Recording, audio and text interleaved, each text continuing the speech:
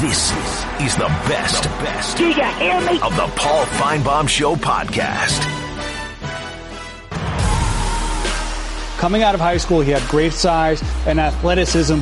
It wasn't just about athleticism and size. It was also about his football smarts and his instincts. A really just good, well-rounded football player. The guy has incredible work ethic, and that's the reason why he's so successful. Intercepted! Right on cue, Minkah Fitzpatrick. Quarterback pulls it down, intercepted by Alabama. He's going to go down the near sideline. Touchdown, Alabama! Minkah's definitely one of the smartest football players I've ever been around. He knows what's going to happen before it happens. The dude stays in the film room. I mean, if anything, I think he sleeps. I think he sleeps in the film room.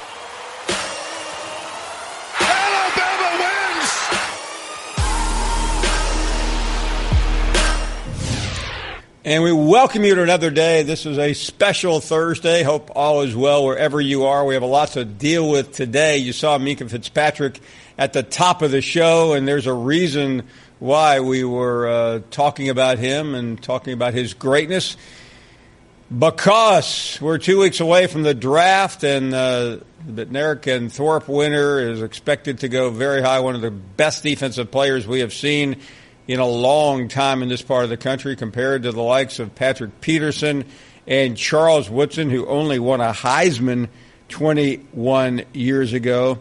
Minkah picked up 2 national championships, a near miss, and many memories as he gets ready to head to the NFL. And we say hello to you out there in TV and radio land, and we say hello to Minkah Fitzpatrick up in Connecticut. Minkah, listen, I think I woke up with you. I don't mean that literally. And I'm talking to you now some 8 or 9 hours later. You have made the rounds. You started the day in New York. Yeah. You're now at ESPN in Connecticut. Good afternoon, and take us through your day. Must have been pretty exciting. Yeah, it's been a fun day. I started off in New York. I started on the Get Up show out there, and now I drove over to Bristol, Connecticut. And I'm having a good time just talking to people, doing different shows, and answering a whole lot of questions. I'm having a good time, though. I know you're a young man that's been everywhere from the White House to national championships and hanging around Nick Saban. But I'm always interested in this as someone who sees the other side of ESPN and media. Take us through maybe 1 or 2 people that you met today that you were impressed by. I mean, just everybody here. Everybody's really, really open. They're asking a lot of questions that are even related to football. Asking a lot of questions off the field stuff. Just really want to get to know me as a person, not just as a player. And it's been cool just getting to meet new people from all over the place, from California, New Jersey, New York, Florida. And it's just really interesting seeing all the different types of people. Okay, I lost money, Minkah. Laura Rutledge bet me that you would name her first, since she interviewed you 2 hours ago, so now I'm in trouble. Anyway, all kidding aside, let's talk about the most important stuff, not the people you're meeting today, but what you will be doing in 2 weeks. And you've met with so many different people connected to the NFL. You're projected to go extremely high. Tell us what you know in terms of the teams that you've met with and feel comfortable with. I know you just want to go, but take us through that process as well. This has been a whole lot of fun. I've been traveling. I visited 3 different teams: Chicago, Tampa, and San Francisco. Just talked to the coaches, talked to the owners and the GMs, and just asked them questions. They asked me questions. Got a feel for them. Got to know me a little bit better. And you just enjoying the whole process. It's been a whole lot of fun, and it's once in a lifetime type of opportunity. So I'm just taking it all in and doing what I can to enjoy it. In a perfect world, maybe deep down you would like to go one place over another, but I know that's not the wisest thing to say right now, because you may say I want to go here and you could actually go higher. Do you have a preference? I'm not asking you for it, but I'm just curious deep down within. Nah, honestly, it doesn't really matter to me. As long as I get the opportunity, I'm going to be happy. As long as I'm out there playing, able to make plays, staying healthy, I'm going to go out there and enjoy every minute of it. Let's talk a little bit about your years at Alabama. I don't think it could have gone too much better. You were certainly one of the best players in recent Alabama history. You picked up 2 national titles. You played in 3 national championship games. As you reflect back, let's talk about some of the people that you've been around, and especially, and let's start with your coach, Nick Saban. Oh man, it was an honor to be coached by somebody like him. He has 40+ years of experience in the game. I just soaked it all in. Just asked as many questions as I could. He challenged me a lot on and off the field as a player and as a person. So just being able to be coached by him it was an awesome experience. I learned a whole lot, and I enjoyed every single minute of it. We won a lot of games together, won some championships together, but it was a whole lot of fun.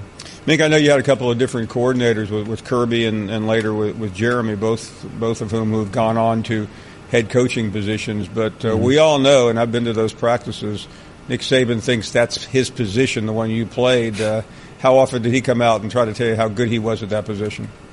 Oh, man, he would say it all the time. He wouldn't go a day without saying it. Every time we did a certain technique or a certain type of coverage, he would always say that he would be able to do it the best or better than anybody out there. And he took pride in it, and he believed it, which was the funny part. But, none of us that is believed pretty it. funny. We didn't think it was the truth. Okay, you have to answer this question for us because you're now done with Alabama's. You dealt with both young quarterbacks, obviously, Jalen and Tua. If you had to make the decision, who would be the starter for the first game in 2018? Oh, that's a tough question, man. Both of them are great quarterbacks.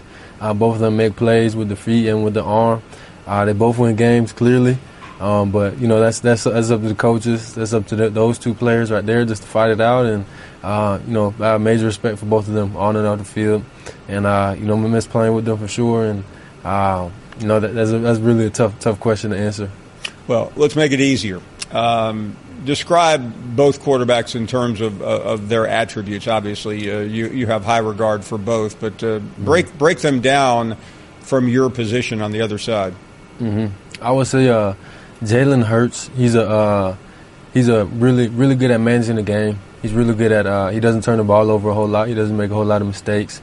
So you really got to try and do your best just to do your job on defense when you're playing against him, because he's gonna be at his best at all times of the game. He's gonna extend plays with his feet. He's gonna move around the pocket, make throws. He has really athletic receivers on the outside that you could get the ball to. So you got to just be on your A game the whole time when you're playing against him. And then Tua, he sees the field really well. He has a strong arm, and he has a whole lot of maturity. Both of them have a whole lot of maturity for the ages. Both younger guys that behave off the field and on the field like they're certified vets out there. So yeah, that's my scouting report on those two. You ended your career on the sidelines only because Tua was out there throwing the winning pass, but I'm curious what you must have been thinking, because you know what he did on that play, and he was up against a good defender, but he faked them off. Were you able to pick that up in real time, what was going on? Yeah. I had seen it. The safety was in the middle of the field. They were playing the former cover 2, and Tua just kind of looked over to the right to look him off a little bit. And then he just threw the ball up with looking like for only like half a second to the left, and safety wasn't able to get over the top half quick enough, and Tua just dropped the ball in there perfectly. Devontae fell right underneath it, and that was it. How much pain were you playing in that final game? Because we were all concerned about you in Atlanta. Yeah, I was hurting. I had bruised my kidney real bad in the week before, the game before. I couldn't practice a whole lot. I could barely even stand. During that week of practice, I had to just lay down during practice until Saturday was the only day I could really practice. I practiced like half the practice, and it was tough. It was tough. I had to fight through it, but after the game, I went right to sleep. Didn't do too much. I was real beat up, real tired, and but yeah, it was definitely worth it for sure. I know you got to go, but had it not been for the national championship, would cooler heads have prevailed and maybe kept you out of that game? Because I talked to people the night before, and they were still not sure. They said you could not take a hit in that game very hard, or you were going to be in big trouble. Yes, sir. Yeah. How'd you get through it? How'd I get through it? I was just thinking about winning that game. And it was a tough season. I had previously got hurt my hamstring, and I was just fighting through that before that, and I wasn't going to just give up on the last game of the season. the most important game of the season, the championship game. You know, my team needed me out there to make plays, make some calls, and do what we had to do. And I couldn't not be out there with my teammates. And I had thought about not playing, but I was like, after a little while, I was just like, nah, I can't not be out there with my boys. Well, it was a courageous move, and it paid off for the Crimson Tide, and obviously you came out of it well. Thank you. I know you have a lot to do. We really appreciate you coming by today. Yes, sir. Thank you for having me. You're listening to the Paul Finebaum Show podcast. Welcome back to the program. Let's get to the calls at 855-242-7285. Any reaction to that? More guests to come. Glad you are all here. We start with Justin in Cleveland. Hello, Justin. Good afternoon to you. Good afternoon, Paul. Just a couple things to get off my chest, and then I've got a question for you, if that's all right, sir. Everyone's complaining about all the Alabama talk on the show. That's what happens when your head coach spends more time in the White House than FDR did. And, Paul, for all the people that are talking about how they don't like this show and how it was better and this, good, go listen to Skip Bayless and tell me how good this show is. And, Paul, before I go, I want to ask you a question. Are you a movie fan? Do you like motion pictures? Yes, I work for Disney. What kind of answer would you expect? Well, sir, I was watching a pretty good one last night. It was starring Johnny Depp. I'm not sure if you heard of it. It's called Secret Winder. If you haven't seen it, I suggest you check it out. Love you, baby. Bye-bye. Yeah, no, I'm waiting for it to come out on Neilflix. Kudos out the wonder.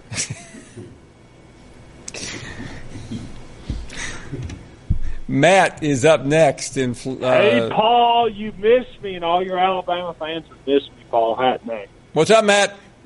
Oh, nothing much. Matt, I got to tell you something. I was talking to a friend of mine today in Gainesville, Florida, and they think you're from Gainesville, Florida. Heck no. So I just look at I got all the Georgia games. Look, if you don't follow me, but John Hayes does, and he's seen the pictures of me, and I've got baseball, basketball, football season tickets. See, I'm actually one of those fans that goes to the games. I just don't was it? Did you enjoy coming on the first guest on the show, Minkah Fitzpatrick, playing for Alabama? Did that make you feel good? Paul, I was actually having to do some work. You know, I have a job. I own a company, but I mean, hey, I Minkah. I like Minkah. You know, so it's But I wanted to. Did you say yesterday that South Carolina is the second team in the East? No, I said they could be. Yeah. They could be. Yeah, they could be. They could be. I mean, I think Missouri. Missouri showed a lot last year. I mean, and that. What did Missouri show you last year? Well, they got an offense. Was it Drew Lock? I mean, he's a heck of a quarterback. And I think Tennessee's got a bigger path to rebuild than Florida. I think Florida could be instantaneously good under Mullen. But we agree. And in the West, I mean, I definitely think Auburn's going to win it, like last year. And I don't think Alabama can beat Auburn. But, and you base that on what, Matt? When you consider that the last two times Alabama, hold on a second. The last two times Alabama's beaten Auburn, the last two times Auburn's beaten Alabama. The last two times Alabama's beaten Auburn? Well, the last two times Auburn has beaten Alabama were both at Jordan-Hare Stadium, is what I was trying to say before you interrupted. Was that the pick six, or was that last year? Well, that was the kick six in 2013 in the game last year. Hey, I got a joke for you, Paul. You're going to love it. Alabama joke of the day. All right. What does a tornado? I hung up on him for this reason, ladies and gentlemen. I've lived through tornadoes. I've had a lot of friends die in tornadoes and have their life wiped out in tornadoes. So I'm not about to let some idiot from Georgia call up and make some Alabama joke, including the word tornado, just in case anybody was wondering why I hung up on him. Joe is up next. How are you, Joe? Doing fine, Paul, and you did the right thing by hanging up on that jerk. You did absolutely the right thing. But how are y'all doing today? We're doing great, Joe. Thank you. Well, I'd like to chime in on something y'all were talking about. As you know, yesterday, y'all were talking about attendance at these games. And the answer to that one can pretty much be summed up in two words: Nick Saban. Because, and like if you're Tennessee, why would you want to spend your money to go watch a game that you know that you're probably going to lose?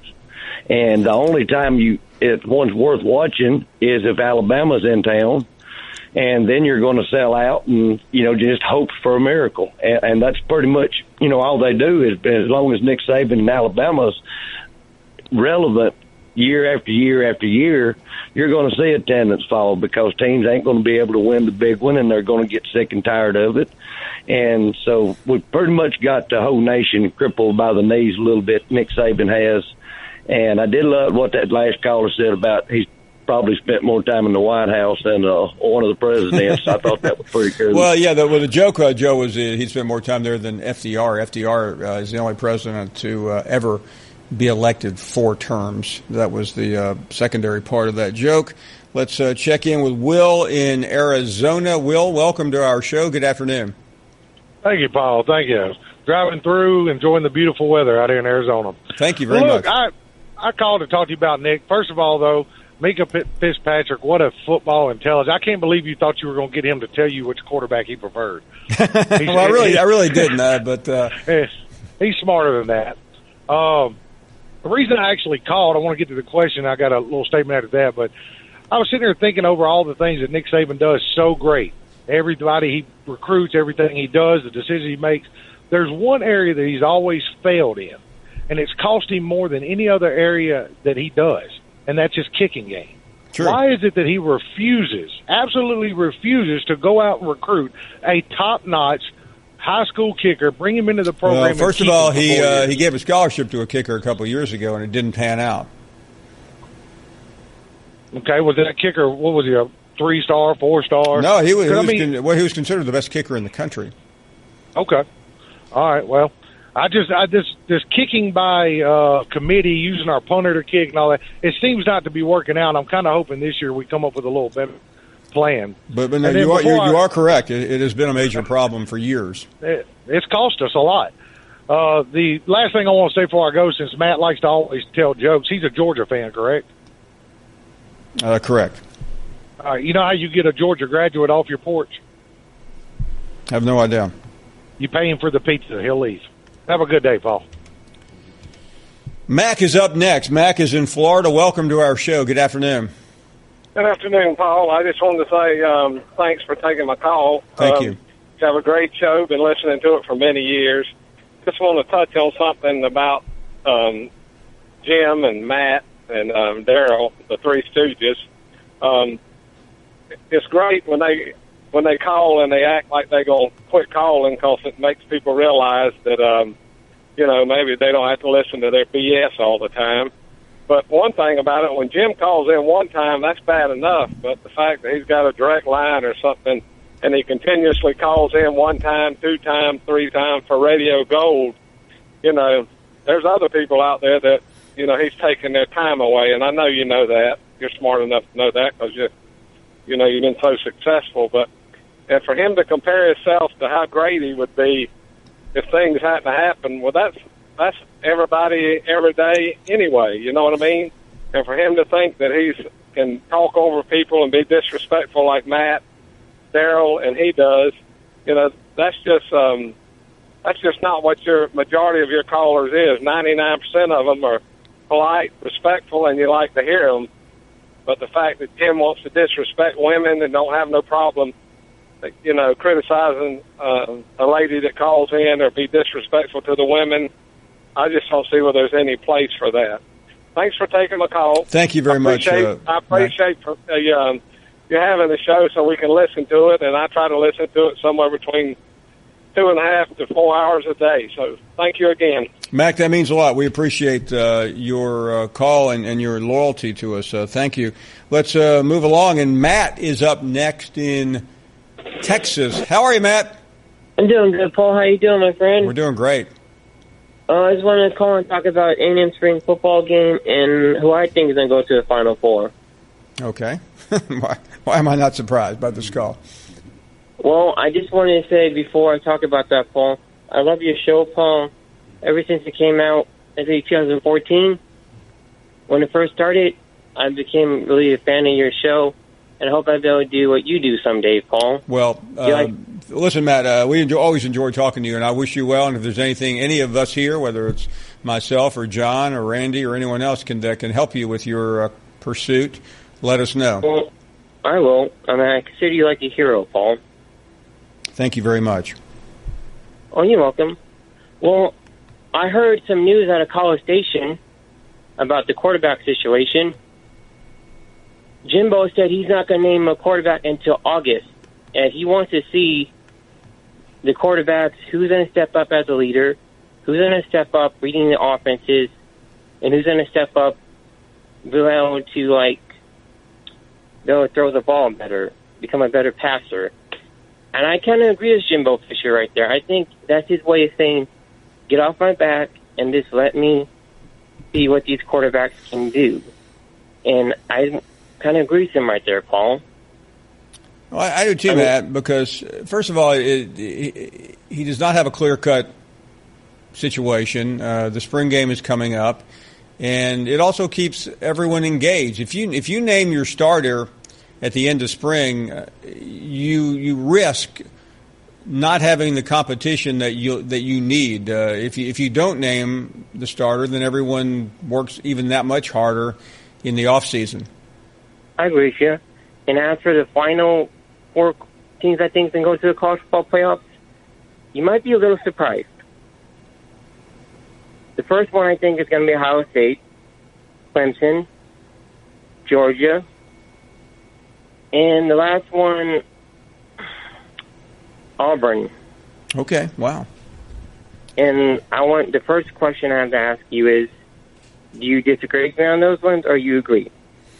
Yeah, I think I heard Ohio State I agree with. What was you mentioned Auburn, which I don't agree with. What were the other two? Clemson. I agree with that. And Ohio State, Clemson, Auburn,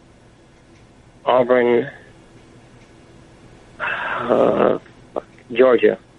Yeah. I thought you were going to go with Auburn twice.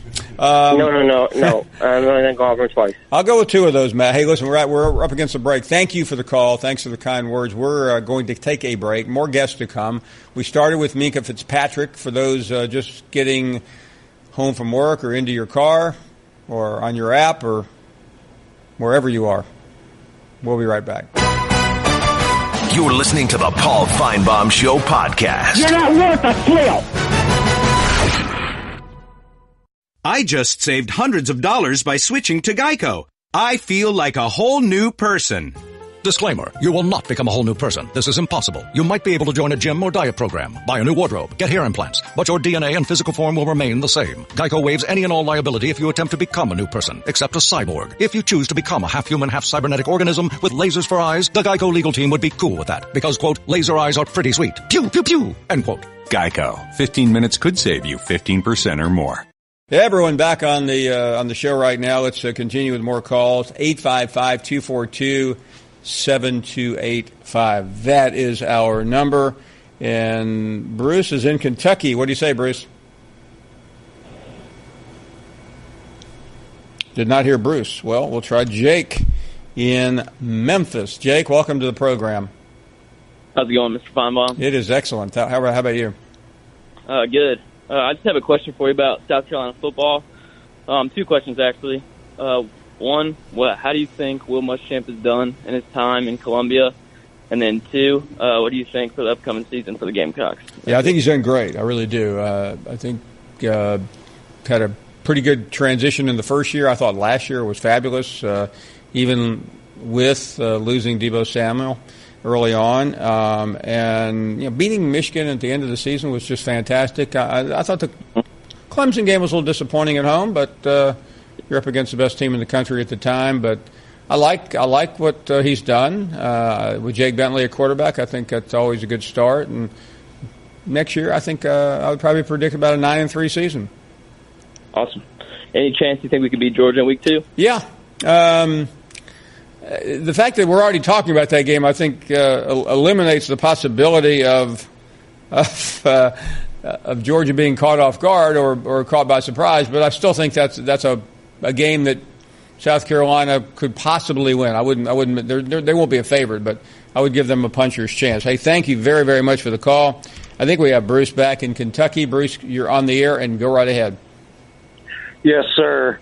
Mr. Finebaum, do you think that the way the SEC is set up right now with our good football teams that maybe we have a chance to do another 5 or 6 national championships in a row? Well, I think it's always difficult to have what we had in that streak that began, I think it was in 6 and ended in, went through the 12th season, 7 in a row.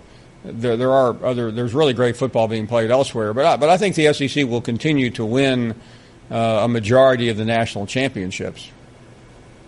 Absolutely. I think so, too. What's so remarkable about that streak, you had Florida twice, you had LSU, you had Alabama, obviously, and then you had Auburn playing for 2 national championships and winning one. So it wasn't just one team.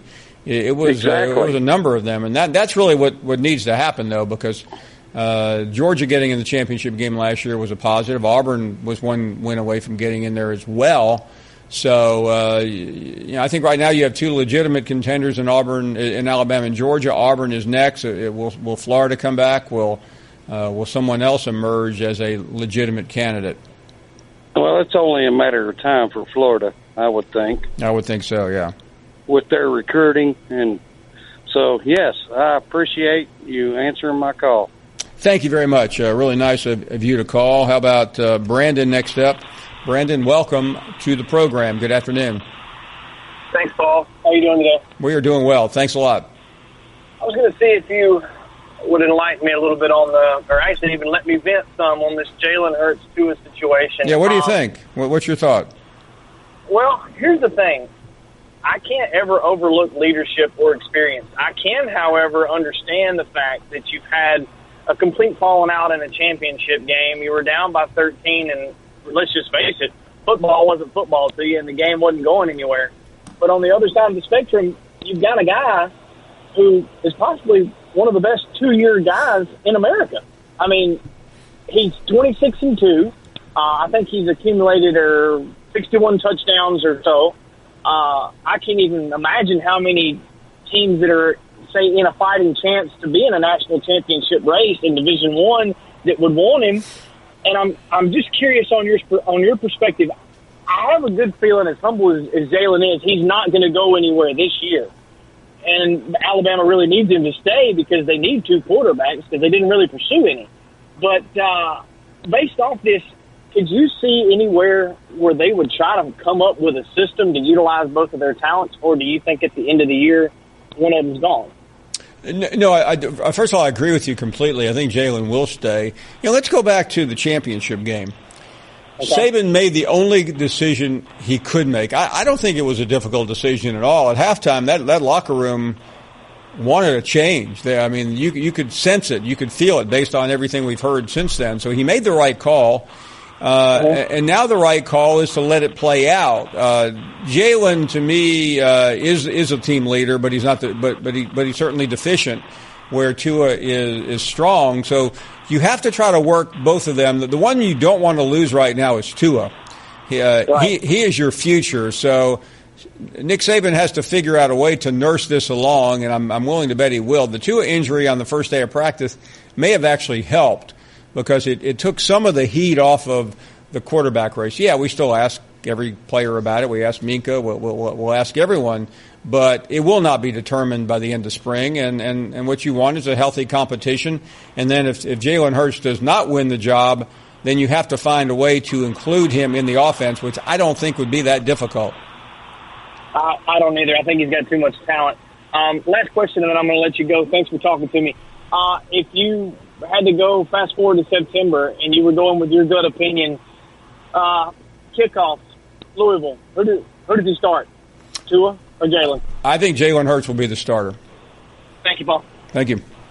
And but I think Tua will be in there very quickly. And I think that's what Saban has to do. He can't say you're not going to play at all. He's got to have a game plan that gets Tua in there very quickly. Otherwise, he runs the risk of losing him. We are going to take a break. A lot of people disagree with me about that. More of your phone calls at 855-242-7285. Back with much, much more. You're listening to the Paul Finebaum Show podcast. Welcome back to our program. Glad you're here. And Justin is in Nebraska. How are you, Justin? Not bad, Paul. How's it going? Excellent. What's going on with you? Well, Florida spring games this weekend, and just kind of want your thoughts on that. I was reading Jordan Rogers' article about Felipe Franks possibly being the best quarterback situation for Florida this year. What are your thoughts on that? Yeah, it's so easy just to want to throw out the old and look at the new ones down there, which there are quite a few, as you know. I really would rather see the game. I just don't know. I know there's a lot of optimism, and I'll tell you something you already know, but I think Dan Mullen is in a perfect spot to find the right quarterback, whether it's Franks or Trask or somebody else. I really feel good about this situation with Dan down there. And my other second question is, how many wins do you think Florida can get this year? Because I feel that Georgia obviously is the top team in the East this year, but if you give Dan Mullen with the recruits he has, he's also just picked up a 3-star recruit that Ohio State was recruiting. Yeah. My question is, how long do you think it takes for Florida to get back to that prominent SEC East? Not long, because this is not a complete reclamation project like Tennessee and Arkansas. This is a program that's slipped a little bit. Biggest issue has been quarterback.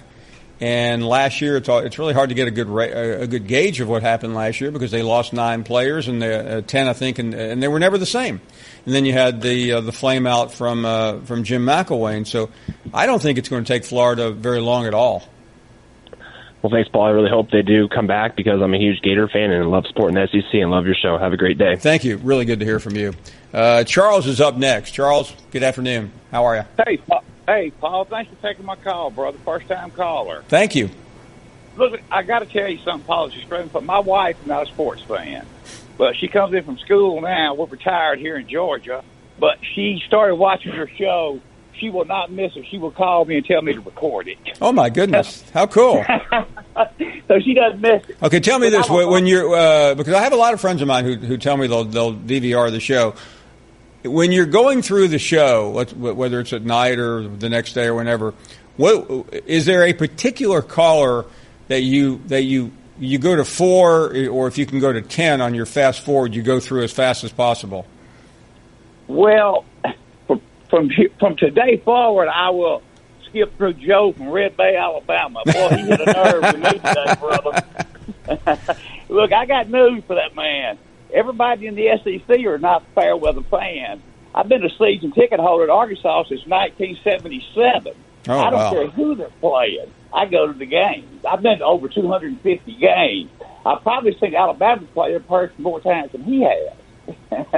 So, as a matter of fact, at one time I was a huge Alabama fan. I seen the Bear coach's last game at the Liberty Bowl over there. So, but I was back in the day when Johnny Musso was playing at Alabama back in the old days. So I used to love Alabama, but oh my God, since we joined the SEC, I've kind of changed my mind a little bit. Yeah. Well, look, Paul, I'm a realistic Razorback fan. I hear people saying 6 wins. I don't think we'll get there this year. But I got a quick question for you. I know you've seen a little bit of the spring game. What did you think about Ty Story up there? I thought he looked good. I kind of did what you may do with Joe from Red Bay. I went through the game pretty quickly. I've kind of caught bits and pieces of it, but I felt better. What about you? About him, I truly did, because he's more mobile, and I think he's got a better arm, if you want to know the truth, That's my thoughts, but I say 4 to 6 wins, 4 to 5 wins this year. I think we lose at Colorado State, if you want to know the truth. Yeah, I can't remember. We had somebody on the other day that was talking 6, but I think, frankly, Arkansas may be a more difficult job right now than even Tennessee. Well, Paul, I tweeted the other day, I'm getting too old, to wait till next year. I'm over 60 now. Yeah, no, I hear you, Charles. At some point, you got to see it. Yeah, Paul. Look, brother, I appreciate the call, and keep it up. We absolutely love the show. Woo, pig suey, brother. Thank you so very much. I really appreciate that. Johnny is in Orlando. You're on the air. Go right ahead.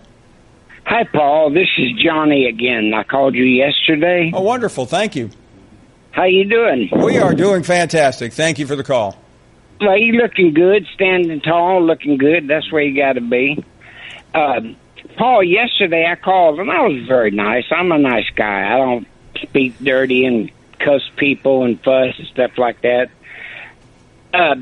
But yesterday when I called, you two gentlemen that are on the program, which I don't know at all, so I'm not making a judgment on them at all. But they said something back on the show that they said that I had, and they were on the screen at the time, that I really didn't have anything to call about and talk about. Well, Paul, that was just wrong. I mean, that was wrong for them to say that, because I did have a reason to call, and you know I did because I talked to you about it. My reason, basically, is I said about all the coverage of Alabama, and then I complimented Alabama a lot because, Paul, I was brought up an Alabama fan in my young years because my dad's from Troy. That's where he was from.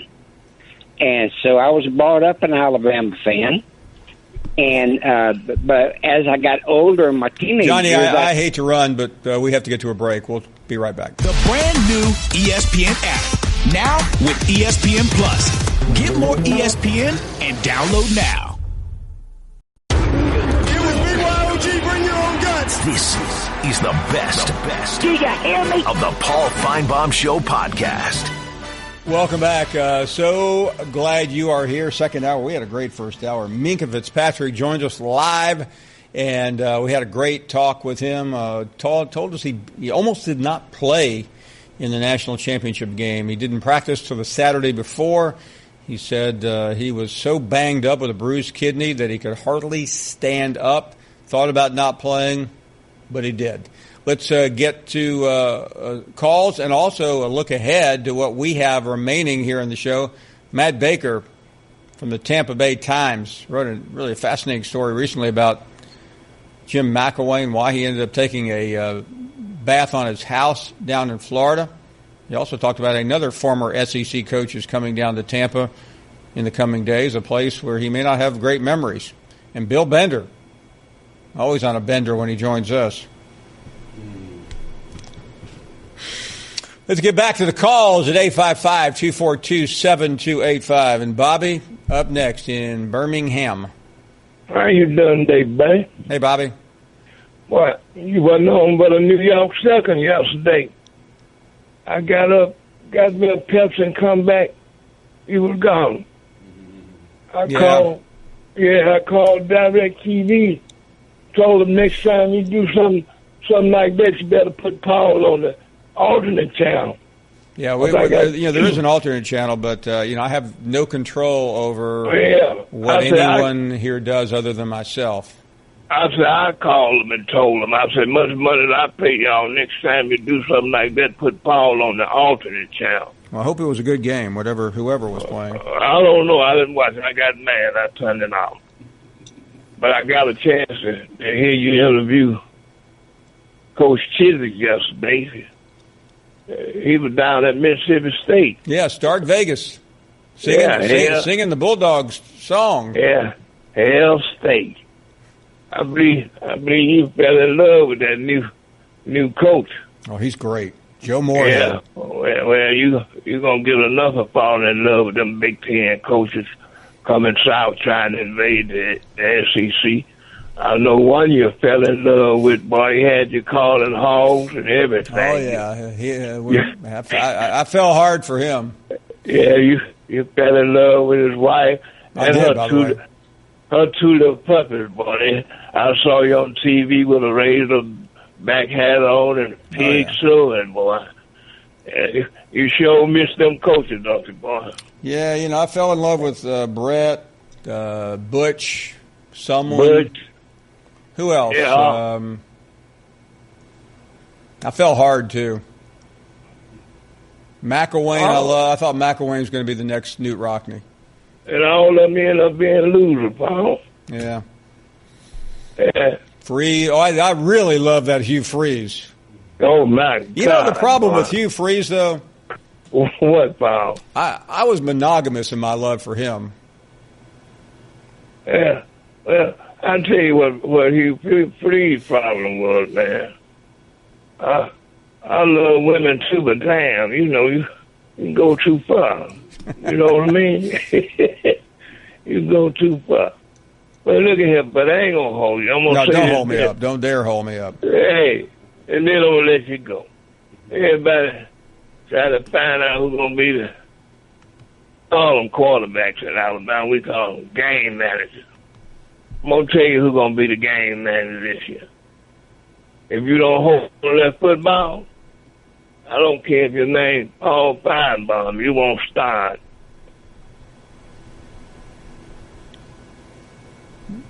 I guess that means could be Jalen Hurts.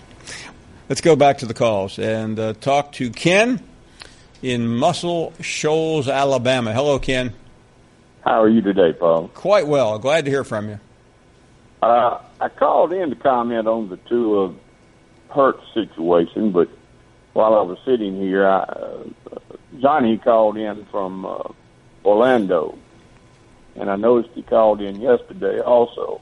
I don't know who produces your show. I don't know what your ratings are.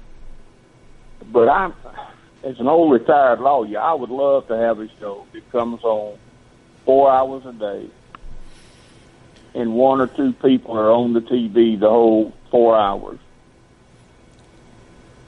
And what the great part is, people call in and tell you how much they love your show, but then they proceed to tell you what they don't like about your show.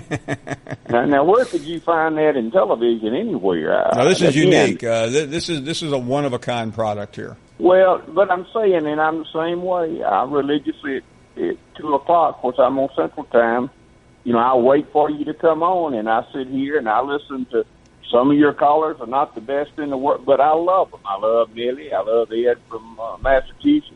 They don't always have a lot to do with sports, but again, for me, just to sit here and go through all the people. Hey, I even love Jim from Tuscaloosa because he creates. You know that. Matter of fact, this is your life, isn't it? Having Jim from Tuscaloosa. I was talking to somebody about this today, Ken, and this show is different than any other show in America. And by the way, we're doing very well ratings-wise. And it's like being a symphony conductor without music. So you're just trying to create 4 hours of sound and fury, and sometimes it works brilliantly. Sometimes it sounds like Tchaikovsky, and sometimes it sounds like... But it's there every day. The ratings are good every day. Your sponsors, I'm sure, love you. Again, and I just want to tell you again, and I'm like literally hundreds of thousands or millions of people that watch you. Thank you. We love you, and don't change a thing, and don't kick anybody off. Okay. Well, that means a lot. Really appreciate that, Ken, because thank you very much. I mean, every day we try to. I mean, we have we don't have really a lot of people. We have about 3 people who work very hard on this show, and we care. We do care what people say. We don't know everything, and we also know that there are a lot of people in many, many states. People watch this show and listen to it in every state in the union. We do have that one person in Montana. But it's never going to be the same twice, and that's really why I think it's unique. It's not Formula A, where you put on ESPN or CBS or MSNBC or whatever network you choose in the morning. It's usually the same stuff. Right, I-Man? Great afternoon, Paul, and you're exactly right. And let me touch on this thing. You mentioned McElwain a while ago. McElwain seemed to be doing pretty good till them pictures of him naked started showing up. When he jumped the shark, it was all over. Yeah, and it's like he just kind of lost his sense of humor. I mean, or whatever. I don't know. And he took that seriously too. I sat with him in Birmingham, and he was still exercised over it. Just laugh it off, man. I mean, who do you know, man, who takes stuff seriously from the day before? Nobody. Well, not on this show. I mean, yesterday's old stuff. This is a whole brand new day today. And but yeah, he didn't like that. He didn't like being posed out there naked. Paul, the one thing your last caller kind of missed on. Nobody quits this show better than Jim. Now, most people, when they quit something, they leave and they don't never come back because they mean it. But Jim, there's some cats in the movie when they die, they just stare off into dead space, and some of them choke and cough, and they hold their chest, and then, Paul, I got to go right here. And so there's a lot of different things. And even John Wayne had a fairly decent little dying scene, but nobody quits and dies off better than Jim. Now, when do you think they're going to take? Do you think Jim is a collection of all those people on TV and in the movies, as they quit and died off in the movie, and then only to come back next week in another movie? But do you think that Jim has kind of stole a little personality here and a little?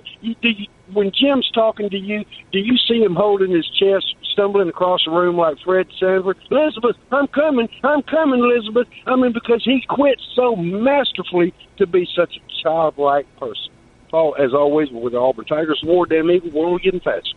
Thank you very much, man. Appreciate that. Let's continue. Dave in New York, you're on the air. Good afternoon. Good afternoon, Paul, and hope you're doing good today. Thank you very much. Great to hear from you. Oh, you're welcome. Thanks. I know a while back there was that whole story that broke regarding the FBI and the NCAA and all those schools in Adidas. And I've been trying to wrap my head around it for 2 months. And I know all these ideas have been floating around what to do in both football and basketball, how to stop it. And I'm no genius. I'm only a regular guy.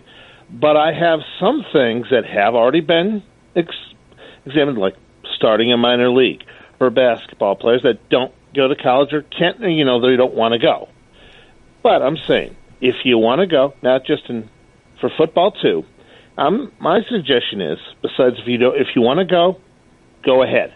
But if you leave early, depending on how many years you leave early, that's how many scholarships you cannot offer in any sport the next year.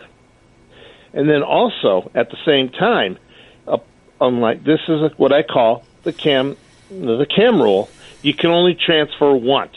Even if a coach gets fired, you can't transfer again. And one other thing I think that would be a good idea is that with all these other schools that have been mentioned, other things, automatic 1 year no sport. And then if it happens again, to add 2 years onto it. And then finally, if these schools get smart, they'll finally say, okay, our donors are going a little overboard, and I think this might be able to be a loan deterrent in-house. Listen, I need to chew on that one, David. I think it's highly unlikely and almost impossible that it will ever happen, but I do appreciate you calling and sharing your thoughts with us. We are up against a break. More of your calls, more guests. Phone number here is 855-242-7285, and we are coming right back. You're listening to the Paul Finebaum Show podcast. Welcome back, and we are so glad that you're here. We're going to continue with your calls at 855-242-7285. And let's continue right now. Clyde is in Georgia, and you are on the air. Hello, Clyde. Hello, Paul. How are you? This is my first time calling. I've listened a lot, and wonderful. I'm a blind person. I live alone. I'm a retired police officer. I lost my vision in law enforcement, and oh my goodness. And I'm an avid college football fan from many, many, many years ago, and I wanted to touch on something about the old school football with you. I might even go back further than you, because I think that you'd probably be my junior if the truth was known. I'm glad to hear somebody's junior. Yeah, right. I used to enjoy football every Saturday afternoon when we watched. We didn't watch it. We listened to it on the radio. There was no television. And several of us gather around and listen to whoever was on the air at the time. Might be Georgia Tech playing Tennessee or some other teams. But I listened to the Notre Dame Army football a lot back then. Those were the heydays for those schools, as you may well know. Oh, sure. And back in the 40s, they had two fellas there for Army, Doc Blanchard and Glenn Davis. Oh, sure. I believe they referred to him as Mr. Inside and Mr. Outside. That is correct. And I followed their football a lot, and I also followed Notre Dame when they had boys like Johnny Lujack in there and all. You remember him? Yeah, I mean, I know who he is. I'm a student of the game. Yeah.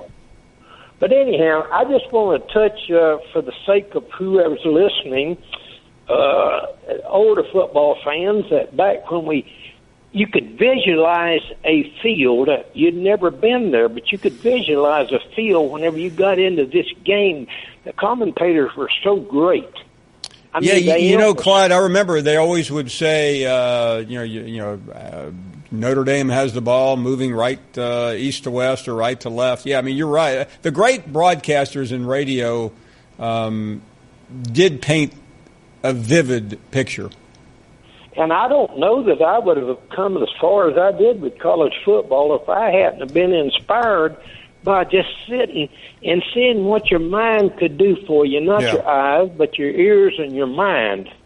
I'm curious, Clyde, and I know you called me, but how long ago did you lose your eyesight? Right about 40 years ago. I had 25 years in law enforcement, and I had to give it up, and I was in a pretty serious automobile accident. But well, the reason I ask is I've told this story before, but a very close friend of mine, he passed away about 15 years ago, was a blind man. He lost his sight during the war, and I sat with him many a day watching a football game, and he was and I was doing the description, and we had the best time together. He ended up being one of the world's greatest blind golfers. Really? But it just showed, and you could give a seminar on dealing with disability, but it shows what people can do, and what you have encountered, and listening to you is just a great inspiration to me.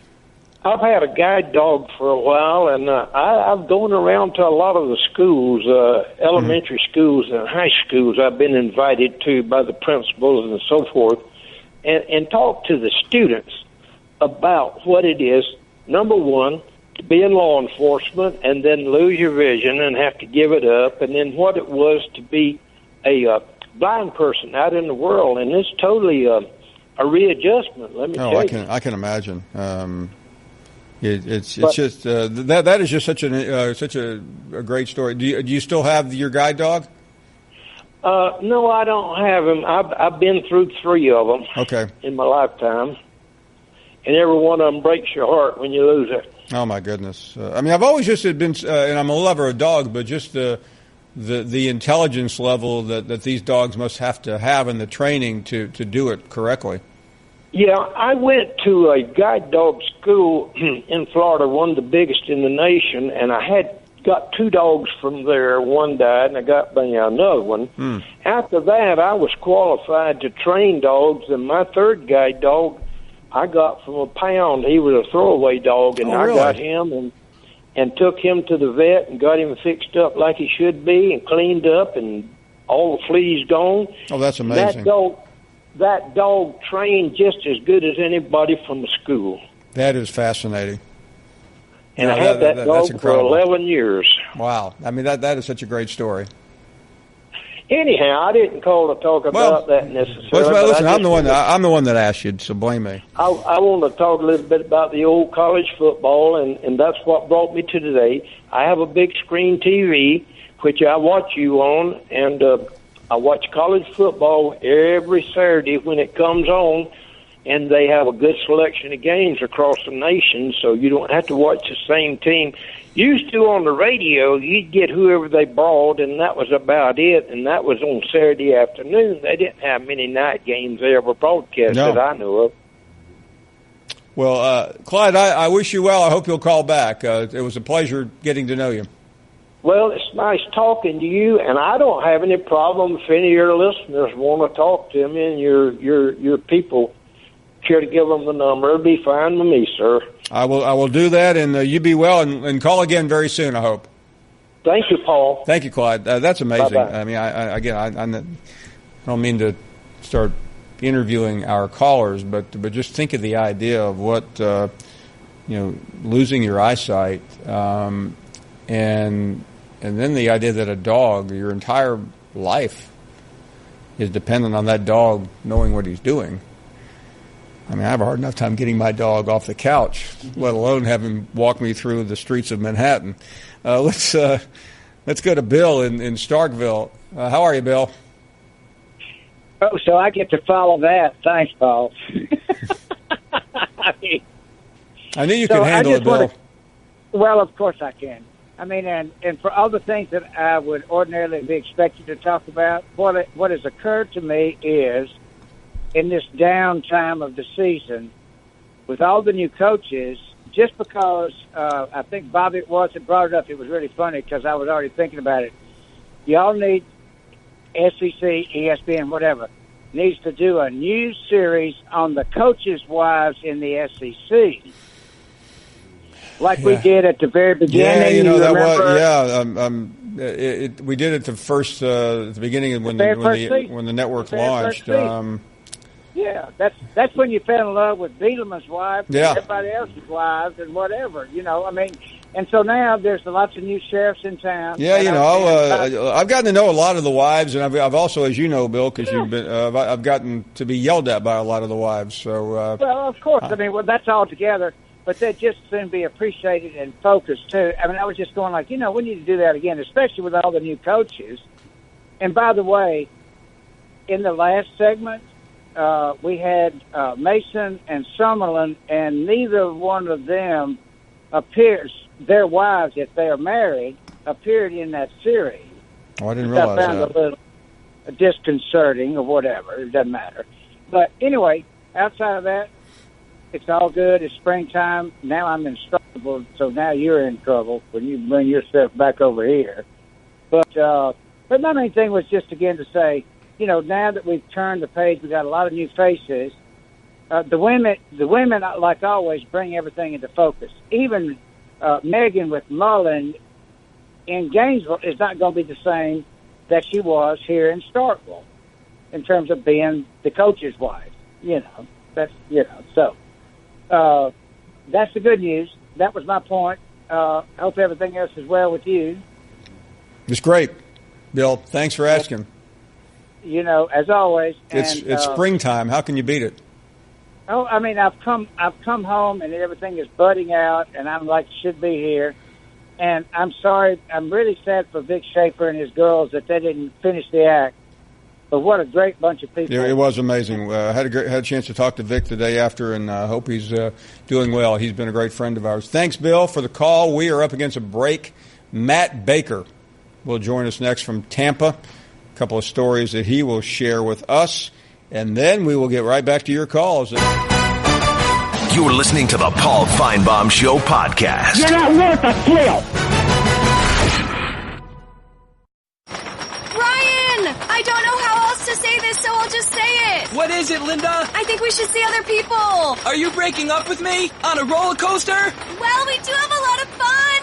Maybe we should stay together. An emotional roller coaster? Surprising. What's not surprising? How much you could save by switching to Geico. I just need a little me time. Geico. 15 minutes could save you 15% or more. And welcome back to our program. Delighted to be joined by Matt Baker down in Tampa, covers the Gators, among other things. And, Matt, it's been a while. We are glad that you have joined us. Thanks for the time. As we welcome you in, we just heard from Dan Mullen during the commercial break. I get the question every day. You probably get it 100 times a day about the quarterback situation. Hello, and what's going on down there? Hey, thanks for having me on, Paul. Yeah, the quarterback situation's kind of where it was last year. It looks like Felipe Franks still kind of has the edge. He struggled in the one open scrimmage that we saw a couple weeks ago. Threw a couple picks, but not all of them were his fault. It was rainy, and there's a bunch of ifs and buts there. But the fact is, he's still the most talented quarterback on the roster. Maybe Emory Jones, the early enrollee, can get there eventually, but right now he looks like a true freshman playing in his first spring. And Kyle Trask, another redshirt sophomore, he's got some talent as well, but he was a high school backup. down in Texas, and he's shown flashes, but I don't know that he's consistent enough to be the guy. So right now, I still think Felipe Franks is the guy to beat, but we'll get a better taste of where things are in the spring game on Saturday. Let me ask you about Jones, because naturally he's the buzz because of the circumstances involving his recruiting. What can you tell us about us? And I assume the upside's pretty high. Oh, yeah, the upside definitely very high. I thought he looked very smooth. His passes have come out a little bit wobbly. I've seen not necessarily the most accurate yet. And obviously he's still learning the system. Again, he's been through 13 practices, 14 practices, whatever it is. You expect all that stuff. But like I said, he's smooth, and I mean that as a passer as well as a runner. You can tell there's some athletic ability there. And it's, kind of what you would expect from a Dan Mullen quarterback, to be able to tuck it and run when need to be, move out in the pocket, do RPOs, that type of stuff. So I definitely think he has the talent and potential to be the starting quarterback for this team down the line. Initially, I thought that could be in September, but right now I think it's probably a year or so away. I have a couple of questions. I think I'm going to hit you with about three former coaches in the SEC. Let me start with Steve Spurrier. I realize he's the ambassador, but it was announced the other day that he's now going to be a coach, and I'll try to remember the name of this league, the Alliance of something. But how has that story played? I'm happy for Spurrier, but has it had much of a ripple effect down there? Not really. I think you summed it up. Yeah, everybody's happy for Spurrier. Great, he gets to coach again, which is something he loves to do, and obviously he's been great at it. It's something where it's not as much pressure. It's not a 60-hour-a-week, 70-hour-a-week, 80-hour-a-week job like being a head coach in the SEC, but it's going to get him back in the game.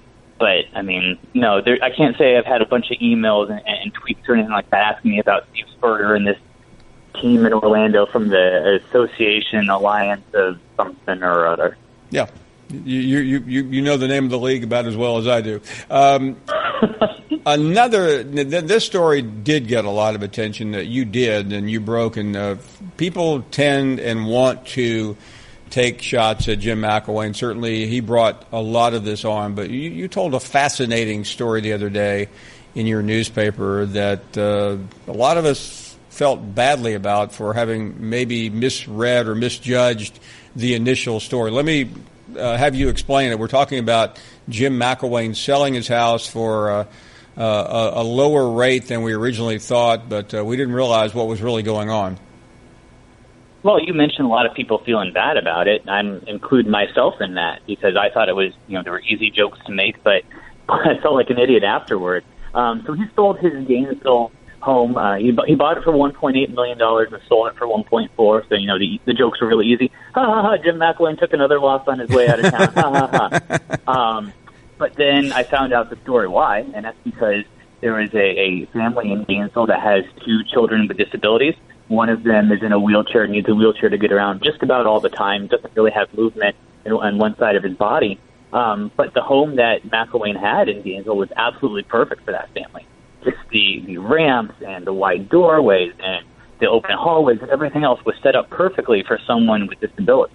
And the other part that I thought was interesting, McElwain had this converted garage that he would use to house, when opposing coaches would visit for the spring, whatever. He'd put him up in the converted garage, which was an apartment. Well, this one young man, Tyler, he's 20 years old. He has these disabilities. So this is a perfect first apartment for him. It's going to give him a chance to have a little bit of independence, which he deserves at that age, but still be very close to mom and dad in case anything goes wrong. So, yeah, the jokes were really easy, but it turns out that there was a really important, interesting reason behind it, and I'm glad it got all the attention that it did because it shines light on the foundation for this family at Tyler's Hope, and also it gives us a little bit of a lesson. Maybe we shouldn't just be throwing stones in glass houses all the time, huh? Yeah, I mean, it was a fantastic story, and people should read it if they haven't. Matt, finally, another coach who I don't know if we'll come back in a couple of days and say, man, why are we taking so many shots at him? But you wrote about another former SEC coach. It seems like there are a lot of them out there right now. Hugh Freeze, he's coming to Tampa to speak to a Christian organization, and there is a tie to that area, is there not? There is a tie to that area because I don't know if it was the last tie last time that Hugh Freeze was in Tampa, or one of them, he was on a recruiting trip and made a call to a number associated with a female escort service. That's obviously became a public record in one of the lawsuits, and that is what led to him now being the former Ole Miss head coach. So it's interesting that he's coming back here to give a speech at this Christian event down here in Tampa in a week or so, but not making any jokes there. We'll just kind of leave it at that. How's that, Paul? Yeah, no, I mean, when it comes to you, Matt, I'm afraid to crack any jokes because you'll come back and say that Coach Freeze is down there, building homes for Habitat for Humanity. Anyways, one thing that we will end on is you did another story. You've been busy, man. You must be getting paid by the article about a stream of former Gators who are now being included in this program, and I sense that that's a pretty good start for Dan Mullen, but we have a headline up on the screen. We knew about Spurrier, but he's there a good bit. But others are coming by as well, and give us the backstory. Yeah, Danny Werfel, Ahmad Black, Lewis Murphy, former Buck. Percy Harvin's around so much that players are starting to call him Coach Percy. I think Mullen's doing it for a couple of reasons. One, because he can, because he obviously spent a lot of time, spent a few years in Gainesville. Two, I think it's a way to kind of fire up the fan base because they would rather talk about 2006 and 2008 than the debacle they just experienced last year. And I think the other thing is it's something to get the program and the players around it fired up. These are guys who played at a championship level and did very good things in Gators, or for the Gators. If he's able to get them kind of thinking, well, this is what they did, maybe it's what we should be doing too. Interesting article, man. You could spend the rest of the day just reading Matt's articles down in Tampa. Matt, I hope you'll come back soon. We'll basically let you go back to work. I'm sure your editors wanting to know why you haven't published something in the last 5 minutes. Well, I hope they're listening to this. Put it that way, Paul. Thank you. We do too. Matt, thanks. Matt Baker, great reporter down in Tampa covering the Gators. We'll get your reaction to all of this today. We started with Minkah Fitzpatrick. More guests later on. Your phone calls at 855-242-7285. You're listening to the Paul Finebaum Show podcast. Welcome back to our program. Glad you're here, and you can continue to call us at 855-242-7285. Richard is in Baton Rouge. Richard, welcome to the show. Hey, Paul. It's my second call to your show. First time I called to affirm you in remarks about Anthony Hardaway. Oh, yeah. And then I commenced to talk about LSU sports, but it was just a matter of coincidence, but I got cut off and didn't get a chance to come back until today. And what I wanted to talk to you about is y'all mentioned ratings. By the way, I'm an LSU fan and alumnus, so hope that doesn't disqualify me from talking. No. But on the ratings, are ratings for this show posted, anywhere? Yeah, it's an interesting question about ratings. We have three different distributions publicly on various radio stations, on satellite radio, and then obviously on the SEC network. Interestingly, I did mention that the ratings for this network are not public, and I don't think I'm qualified to explain the machinations of why that is or isn't. Does that mean that there aren't some suspicions of how we are doing? Of course there are. We're part of a television network. So when I said that, I probably maybe overstated what's available to the public. But we have a good sense internally of how we're doing. Let me put it that way. Okay, so you wouldn't know if it's done state by state? No. Ratings are done nationally for television. Radio ratings are different. Every market is rated, and it's very, very complicated, and it will vary depending on where you go. But in television, I really don't know exactly how they do it. Every market has X number of people that are hooked in, but it all it is not a state-by-state distribution, though. No. Gotcha. Okay. Well, hypothetically, if a rating state by state would be available to you, and let's say by some happenstance you would be low rated in a state compared to other states, would that concern you? No. But I mean, it would be interesting to know that. But hey, by the way, let me correct myself. I am wrong, and I don't know. I can't believe I said that. Ratings, you can look at a city by city. Let me put it that way, because it's a fact that when you look at college football ratings, you may be able to guess this. The number one rated city, I think, for the last 15 years is Birmingham, Alabama. And it is the highest rated college football city, I think, followed by it may be Greenville, South Carolina, which is close to Clemson, Knoxville. I'm pretty sure New Orleans, Baton Rouge would be in there pretty prominently. So yeah, let me undo what I just got through saying. I can't believe I forgot that. But it's not state by state. It would be market by market. I mean, we would. I think the way things are here. I mean, you would be interested in any data you can get, but I doubt seriously a network like this would. If we say, okay, we have tremendous penetration in Alabama, Mississippi, Georgia, we don't have it in Louisiana. Are we going to start having Ed Ogeron on every day? Probably wouldn't be the case. Well, I could understand that. Okay, are you based in Birmingham, Alabama? No, our studios are in Charlotte, North Carolina. Charlotte, North. So you are right as we speak in Charlotte, North Carolina. That is correct. Okay.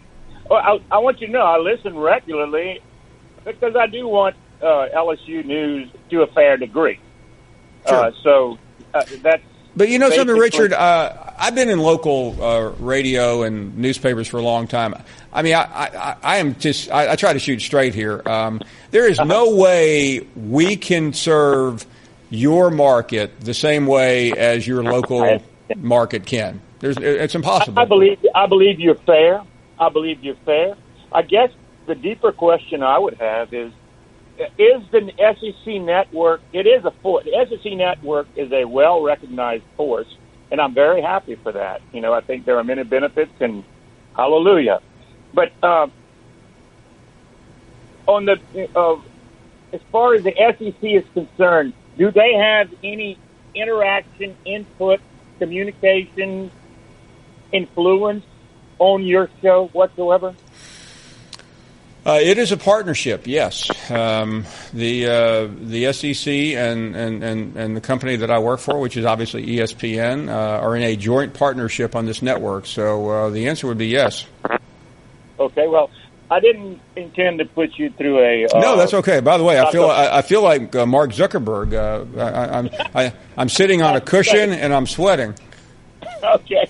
Well, please don't sweat and don't joke like that. Back to LSU. What is your take on the LSU basketball recruiting? Let me try to answer that when we come back, Richard. We have to go here, but thank you very much for the call. The brand new ESPN app. Now with ESPN Plus. Get more ESPN and download now. It was Big YOG, bring your own guts. This is the best. Do you hear me? Of the Paul Finebaum Show podcast. Welcome back. Glad you're here, and we have a lot to do. The final 2 hours, a couple more guests. Minkah Fitzpatrick joined us early. We may go back and dip back into what he had to say for those of you who are just now getting on board. Let's get some more calls here at 855-242-7285. And Joe is up next. What do you say, Joe? Hey, how are you, Paul? Oh, doing great. Thank you. Big fan of yours. Never called before. Listened to you quite some. Where do you live? And I'm calling you from Canada, Windsor, Ontario. 7 minutes away from Detroit. Sure. No, I know. I've slipped across the border. Yeah, we're known for casino and adult entertainment bars. That's what we're known for. Know it well. So, big fan. Listen to you all the time. I really love you on game day. I think you're a great addition to the show there. That is my favorite show of all time. Thank you very much. And I will compliment you because I feel I need to, because I believe because of the demographic and where you're from, I believe you're still very impartial with your opinions, and I think that's why I appreciate you so much. A lot of people, it's hard for them to you're from a school, you're from a region, some of that always leaks out in their opinions and their when they're doing their analysis. And so I like to compliment on that. I think that's why I appreciate you very so much. much. I really do appreciate that. Because I am from Big Ten country, and I don't know how many people call from that area praising you, but I feel that they should. So anyway, the question I had was Alabama has 2 FCS opponents, if I read the schedule right, coming up in the 2018 season. And Alabama is Alabama, and I just wonder if, when they went down to the playoff last year, it is, in a lot of people's opinion, that if Ohio State would have beaten Wisconsin by a couple touchdowns, maybe even 17 points, they might have squeaked in when, let's face it, we all know that Alabama was clearly the better team than Ohio State. So I wonder, as they play weaker opponents, like those they call them cupcake weeks, which, it's a little insulting to the FCS, but it is what it is. I was wondering if that's going to hurt them in time, because they are who they are, and they're kind of living on the reputation. And I just wonder, in a tiebreaker, if that would be a concern, having 2 FCS opponents. Yeah, I think it's embarrassing when you play those type of opponents, Joe.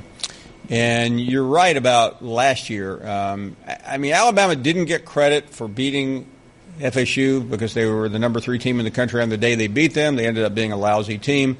So but I think the committee looked past that. A lot of the media folks did not. But I frankly think Alabama's schedule this year is pretty laughable. It's you schedule a couple of years in advance. You think Louisville is going to be a major opponent, and turns out Louisville is a punching bag. So you lose that, and then the rest of it, and the schedule is not going to get that much better in coming years. But you look at it, Louisville, Arkansas State, and then the Citadel and Louisiana. I count me out. I don't think any of those 4 games are worth watching. Right. It's at the same time as a tiebreaker in the end, and as humans are voting on it, that being the committee. Yeah. I think that would have hurt them this year if they had 2 FCS going against that OSU, and the argument on the other side of that is going to be the SEC schedule. But when you look at that, they'll play a quality opponent in the SEC championship game, but how many of those teams that they see on that schedule are going to be highly regarded? Auburn might be. I'm doing a lot of stumbling here because I'm not sure I can find another team that's going to be a top 10 team. Mississippi State will be a top 25 team. LSU, you think will, you're not sure.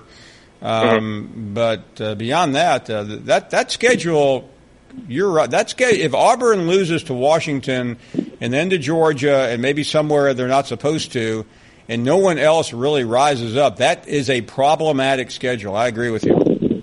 Yeah, I happen to notice that as I was getting excited for college football, maybe a little too early, but you just kind of miss it, and you dip into the schedule as soon as the ESPN website has them posted, and I happen to notice that. You mind if I ask you one more thing? Or no, go right ahead. I love college football. It is the greatest sport at the greatest level, and I just am blessed to be able to watch it every Saturday, and it's a special thing to me. But I feel some of the directions we're taking are they're not very positive, and money gets into a sport, it turns it into a business and whatnot. But your opinion on, and it took me 13 seconds to think of this when I did, as far as money and players and paying players and all the stuff that the petitions and the idea it had, I think it's this simple. I think if you took the billions that were made and put it off to the side, don't pay athletes, keep the model, and after they have finished and graduated, you give them a little bursary as per, here's for your service, and if you don't make the NFL, here's $100,000 that we earned off your likeness, and and have a nice life. I just put it aside, and then that would encourage them to go get their degree, and to and not to leave after a couple of years and whatnot. And if they make the NFL, make the NFL. If not, you got a free education plus a kickback to start the world with. It's fascinating. It's a fascinating discussion. I tend to like it. Joe, listen, you brought a lot here. Thanks for calling. I hope you'll call back. Absolutely. Thank you very much. Great stuff. We quit quit taking calls from Montgomery and Tuscaloosa and just start going to Canada more often. Let's continue with more calls. And Stephen is in Pennsylvania. Stephen, go right ahead. Yes, I was wondering your thoughts on the Reuben Foster situation and what's going on with that. Yeah, the story came out earlier about Reuben Foster facing some serious charges out in California. Listen, I take the same approach on any person that is charged but not convicted, and I think and I think everyone, in a perfect world has a presumption of innocence. But I'll tell you what, reading the story is just downright sickening, where he is accused of rupturing his girlfriend's eardrum, allegedly hitting her 8 to 10 times. He's got serious problems. I hope he has a good lawyer. Thanks for the call. Appreciate it very much. Jacob is in College Station, Texas. Go right ahead. Hi, Paul. So I just wanted to talk to you a little bit about Jimbo Fisher and your thoughts on that. I know that a lot of your callers, especially from Alabama, probably aren't really too worried about him because especially what happened with FSU last year. But he was plagued with injuries. I feel like he built a good team and was plagued with injuries, and I think that might have contributed to it. But I just wanted to ask you, what do you think about how he'll fare, how his system, the quarterback under center pro style play will fare, or should Texas A&M expect what they saw from FSU against Alabama in the foreseeable future? Thanks for the call, Jacob. I expect good things out of Jimbo Fisher, and I know there is some disagreement out there. The trend on how it ended at FSU was concerning. It really was. It was a bad trend those last 2 years, but I feel like I know him well enough, and I've studied his career, and I think sometimes you stay at a place a long time, and you can just get burned out. It can change you. And he went through some serious personal problems down there that have been well discussed, and I don't know whether that had a deleterious effect on his coaching or not. I have no earthly idea. But what I see from Jimbo Fisher today is a different Jimbo Fisher, and I think the enthusiasm and the energy of that program, and I think you'll see it Saturday. I saw some stat today that I think last year 12 of the luxury boxes had been reserved at Kyle Field. I think 79 have been for Saturday. I mean, there is a lot of energy and a lot of enthusiasm for this program, and I think it's a result of his hiring. Thank you for the call. Do appreciate it. Let's continue with more calls, and Charles is in Georgia. Hey, Charles, go right ahead. Hey, Paul, how you doing? We are doing great. Thank you. As beautiful a day as I am down here. I bet we are. It's one of those days that would be hard to be an atheist, I guess. Well, I think that would be difficult anytime. I know it. I talked to you a week or so ago with a brain teaser about officials making calls that instead of overriding them, or the possibility. I have another brain teaser for you.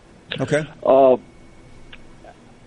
there ever come a day that all Division I schools will have to be in a conference, i.e. Notre Dame? Now, I know they have their big toe stuck in the ACC, but that's just about all, and not much. It seems like a different set of rules for some schools, and they certainly don't share the wealth to a lot of other schools, and they are a school unto itself that does not need the wealth. But it just is like two different playing fields. And will there ever be a day that everything, even if we have to add to and add another conference, which, I love college football, so it certainly wouldn't bother me, but I know it opens up a can of worms.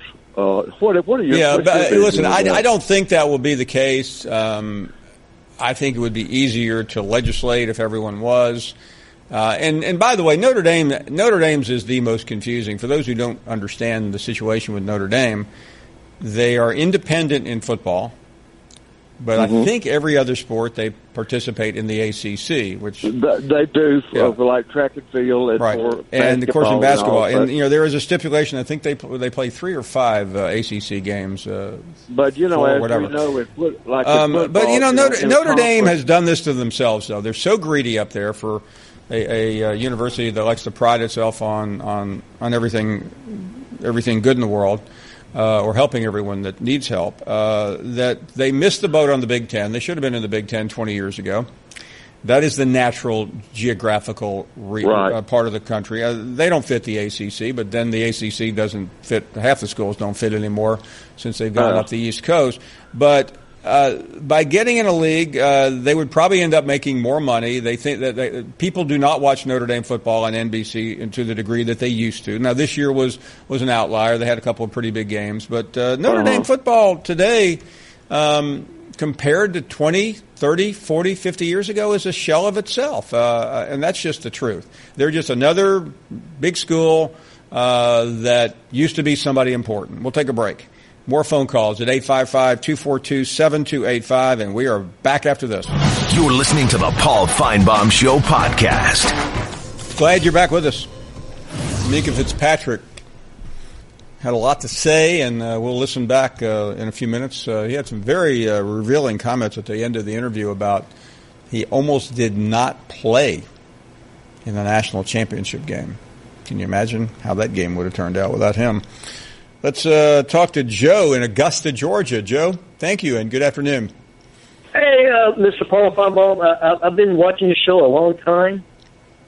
Just glad to be getting through to talk to you. Thank you so much. Thank you. I wanted to make a comment about Joe from Canada. Yeah. I'm a big-time Alabama fan, Roll Tide. I do agree that Alabama's season, schedule for this season is pretty easy. But I want to make a comment. Bring up Georgia's schedule and look at their schedule. It's almost just as easy. Well, I'll tell you what. We will take a look at that in a minute because I have not really. I know they don't have any big games early on. They have Georgia Tech at the end of the season, which is like they have Austin Peay, Middle Tennessee, UMass, and Georgia Tech. You are 100% correct, sir. And I just want to say it's awesome. You just made my day. I watch your show all the time. My TV's pretty much on your channel when I get off work till about 7. Well, we appreciate you saying that. Thank you very, very much, Joe. Thank you, Paul. Bye-bye. It'd be great to hear from you. That's cool. Larry is up next. Larry, how are you doing? Hey, man, I feel better. Yesterday I was pretty tired, man. What got you so tired, Larry? I'm trying to remember. I fished a bass tournament all day, and I bombed out. I bombed out. Larry, I thought fishing was recreation, not like a workout.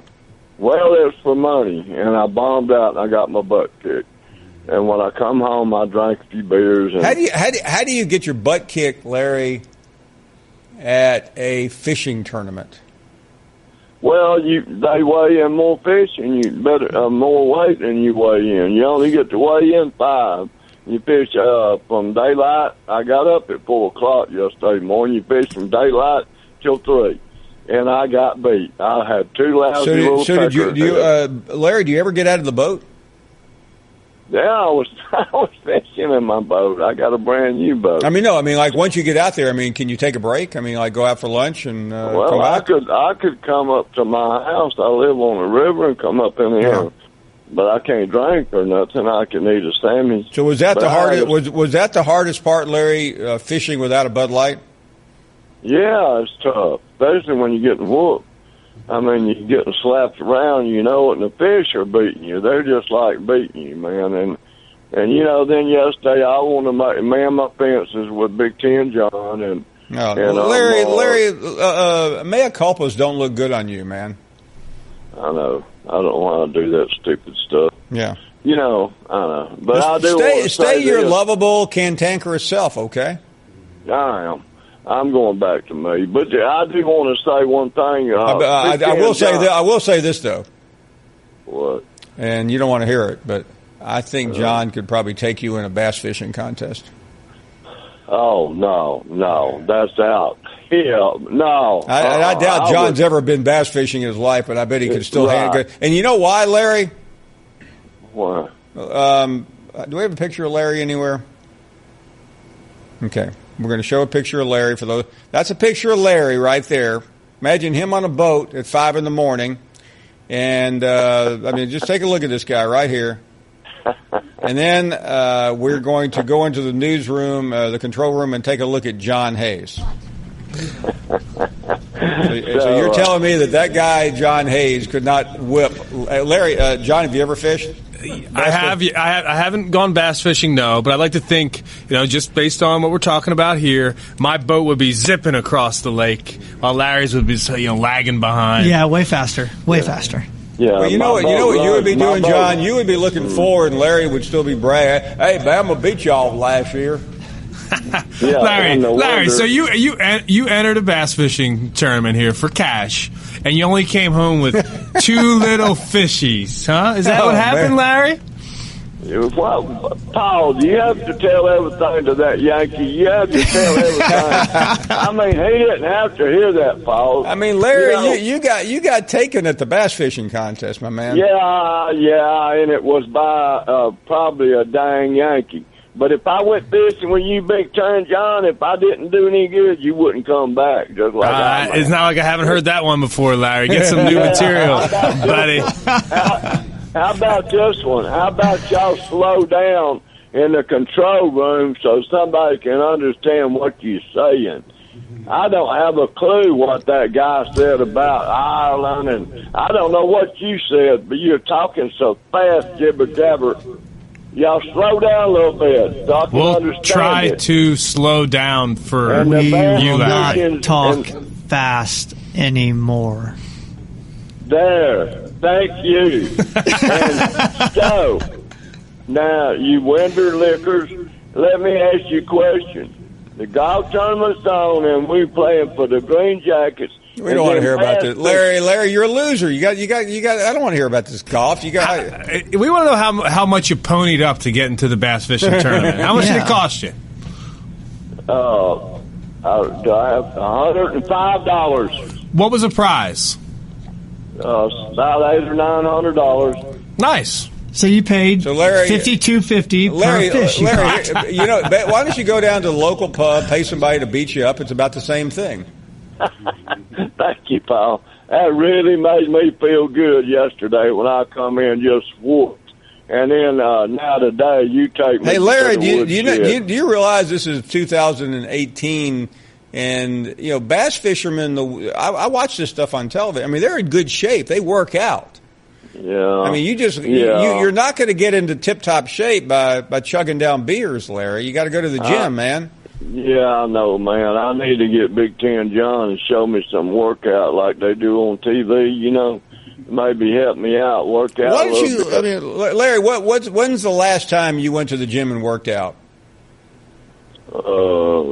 I can't remember. Back before this show, come on. So, what do you do? What do you do for physical fitness? Raise my right arm several times a day, and then raise my left arm to get the Larry, do me Larry. Let's put your hands out right in front of you, like you're about to die. How far can you lift them up? Okay. As far as I can lift them. Don't embarrass me. No, Larry, I'm concerned about you because we don't need to lose you here. Okay, I got it up. No, I don't want to hear that, Larry. I promise you.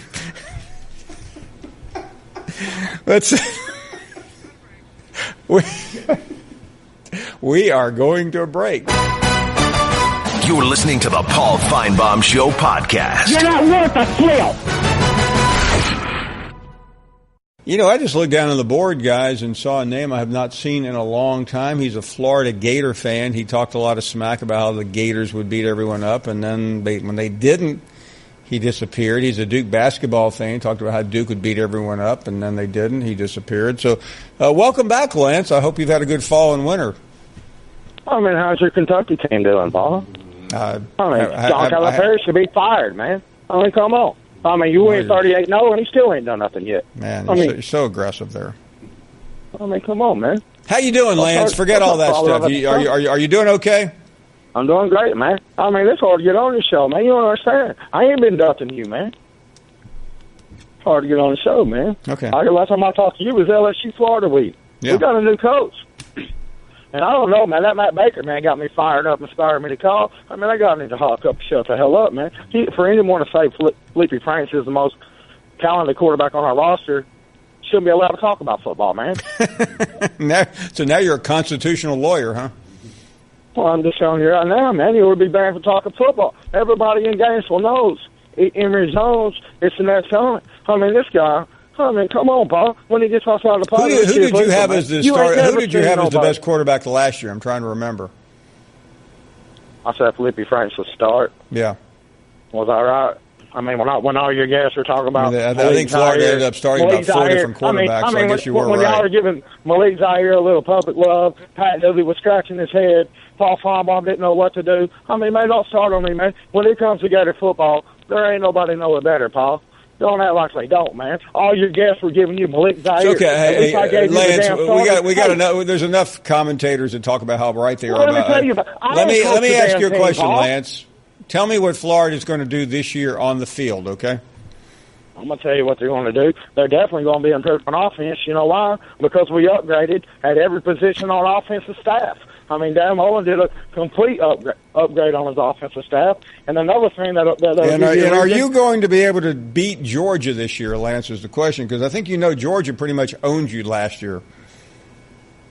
Yeah, but we all know that ain't normal, Paul. They get lucky and beat us 1 out of 5 years. I mean, Lance, you know, I was at the national championship game this year. I saw Georgia down there. I didn't see you.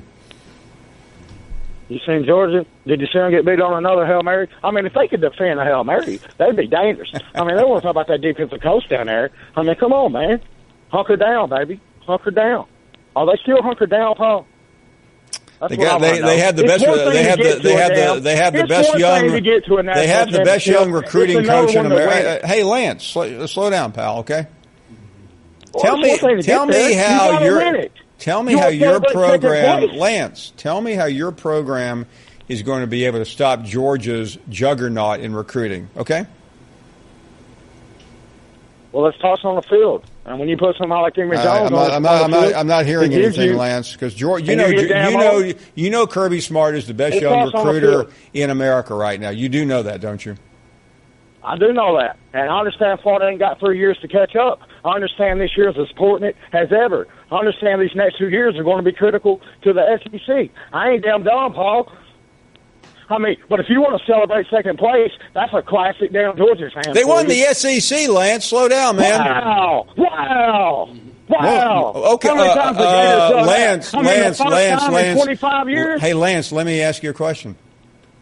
When is the last time your school won the SEC championship? 08. 08 was what, 8 years ago, 10 years ago? I can't remember. 10 years ago. Yeah, hey, Paul. Before last year, Georgia won the SEC. We've won 2 national titles since they won the SEC. Yeah. Don't come in here beating your mouth over Georgia, man. They got 10 years in the rearview mirror, Lance, and you're still talking smack. You put them in a big game. Hey, Lance, have you heard the show lately? Yeah, man. There's a new sheriff. Hey, you need some fire, baby. You need some fire on this show. There's a new sheriff. Hey, Lance, there's a new sheriff of Smack Talk. This guy Matt in Gainesville, Georgia. Oh, I'm scared to death, Paul. Smack Talk ain't my thing. I really like to talk football. Lance, you don't sound good. You sound like you're living in fear of Matt and Daryl from Columbus. Don't live in fear of nobody. We got damn oil. That's a ham, son. This guy can coach. Are you kidding me? See, Lance, it's not as much fun talking smack. It's not as much fun talking smack when you won 4 games last year. Well, damn, that ain't my fault. I don't coach the team, Paul. With Doug Nussmeyer waiting in bed every other Saturday, hell, nobody could call plays down there. Are you kidding me? That wasn't reflective on our talent. That was a reflective of our poor-ass coaching staff. Don't put it on my damn players. Now you're turning on the coaches. That's a loyal fan. I love it. Hey, I took up with Jim McElwain more than anybody. I supported Jim McElwain more than anybody. I know. But damn, man, when you get now you're selling them out like a day old bread. Hey, when you can't score a point in the fourth quarter against LSU at home, your ass deserves to be fired, Paul. Anybody can coach better than that. Give me a damn break. You had 3rd and 3, 4th and 3, and you ran the same damn play twice. Come on, man. Use the littlest receiver you have to go across the middle. That makes a lot of damn sense. Hey, thanks, Lance. Always a pleasure. Can't wait to talk again soon. 1 hour to go. You're listening to the Paul Finebaum Show podcast. Put a little cherry on the top. This is the best Do you hear me? of the Paul Finebaum Show podcast. 1 more hour to go. We welcome all of you back. We've had a great show. Minkah Fitzpatrick dropped by. More guests to come, and we'll continue with your phone calls right now. And how about Gooch in Oxford, Mississippi? How are you, Gooch? Gooch, you there? Yeah, I'm here. Can you hear me? I sure can. Go right ahead. Great. Yeah, I'm just sitting down here in the Memphis television zone. You know, just like you and me, we grew up in the same viewing area around here. 3, 5, and 13. Which was your favorite channel back in the day? That's a good question. Wrestling was on Channel 13, so my buddies, we would watch that on Saturday morning. But I think my parents always had they kind of bounced back and forth between 3 and 5. Yeah, you remember it moved over to Channel 5 on Union Avenue back in the day. Oh yeah, no, yeah, I've been there many times. Got big. Yeah, awesome. But anyway, my big question. That's where they had the only reason I know all this is they had like the children's shows on back when I was a kid, so you'd go there and be in the audience. Yeah, I got that video. I'm gonna send it to you one day. I got 2 of them, a copy of them, but my friends have borrowed them and I hadn't got them back. It's called Memphis Heat. It's about the wrestling. Back in the day. It's awesome. I think it won some kind of backroom Grammy back in the day. But Larry is a true American genius. We're all crappie fishing over here in Mississippi. Right? That's right. My question to you, Paul, is, we got. I like the call from the lady yesterday. I don't remember her name. Talking about the politics, talking about Jim's butt. But anyway, hey, what? I'm an Ole Miss third-generation graduate. Why? They never come out with a list of what we actually did. But this Dan Walken and this Thomas Mars have some kind of vendetta against Ole Miss. And it seems to be personal in some way, and I don't understand it. Well, Thomas Mars is the attorney. He was Houston Nutt's attorney. He's now, Shea Patterson's attorney. He represents... I'm trying to think of how many times he sued Ole Miss in the last couple of years. Yeah, but what? I mean, come on. What does he do, Paul? I mean, I don't know. I've never met him. I've heard of. I know a lot about him because it's hard to miss him right now if you follow sports. Well, get back to my TV. Does he have a commercial? Let's call Schwartz or. 876-5301. Well, listen. I understand. I read Woken's article the other day. He was very critical of Ole Miss in terms. He's not the only one, by the way. A lot of people don't agree with Ole Miss's position. Well, I wish the best for Shea. I really do. He's a great guy. I know him. I've met him, but it's not him. It's not Ole Miss that's doing this. It's just the NCAA rules. And they suck. I know that, but it's just what it is. But the thing that goes back to all this stuff about freeze and all that, that's over. It's done. And we're moving on, and these guys just keep wanting to drag it out. Well, first of all, Gooch, nobody's dragging it out. Ole Miss has filed an appeal. Had they accepted the penalties, the case would be over. They filed the appeal. The case is still ongoing, and that's really why you will continue to hear about this until the case is finally adjudicated. Thank you for the call, though. Appreciate it. Jefferson is in Oxford, and you're on the air. Go right ahead. Hey, Paul. I was just calling. Well, first of all, I appreciate you taking my call. Thank you. Second of all, I promise to make more use of my time than Blake from Tennessee. Kind of like Gooch, who just called you, I want to talk about the national media narrative with the Ole Miss Shea Patterson situation and kind of the articles that are being written right now Some that can come to my head, like Gooch said, Dan Walken, USA Today Sports, Casey Smith, the Barstool Sports. Most of them are very negative towards Ole Miss, and they're leaving about 3 important facts that you just had Barrett on air, and I don't want to mispronounce his last name. I think it's Barrett Sallee. Sallee, and he made some good points that are getting left out of a lot of these articles.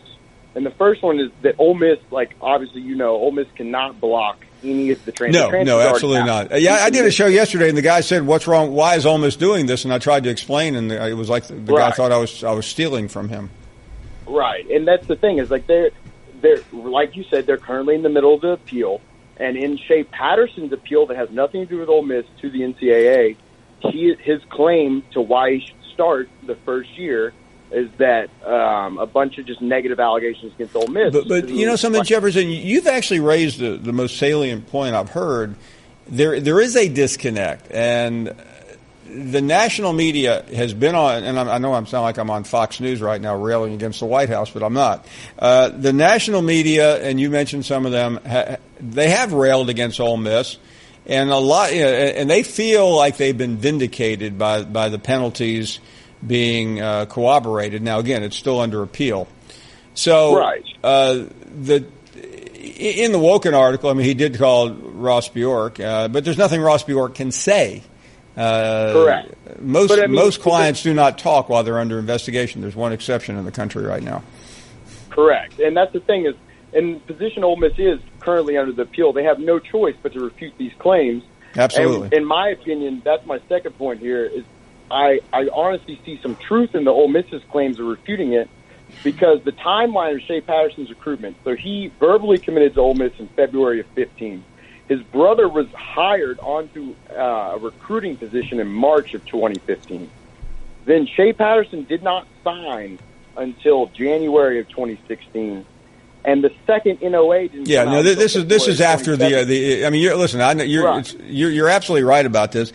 I think. Yeah. I mean, but here's the problem at Ole Miss, and I'm there's so many things that have happened. They all get lumped together, and then Freeze gets fired for something that had nothing to do with anything else, and it's all in one little bottle. It's in one bubble. Exactly. Yeah. Exactly. I think it's an unfair bubble because the thing that Shea is stating in his argument is that we lied to him while he was recruiting. Right. Well, he was verbally committed before he signed to Ole Miss for 9 months while his brother was on the staff, the recruiting staff.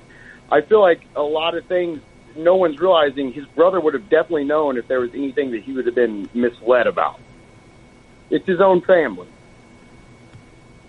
No, listen, these are very good points. I'm glad we were able to talk about it because I think if you're racing down the street and you're looking at this story on your phone as you're walking, you think Ole Miss is wrong.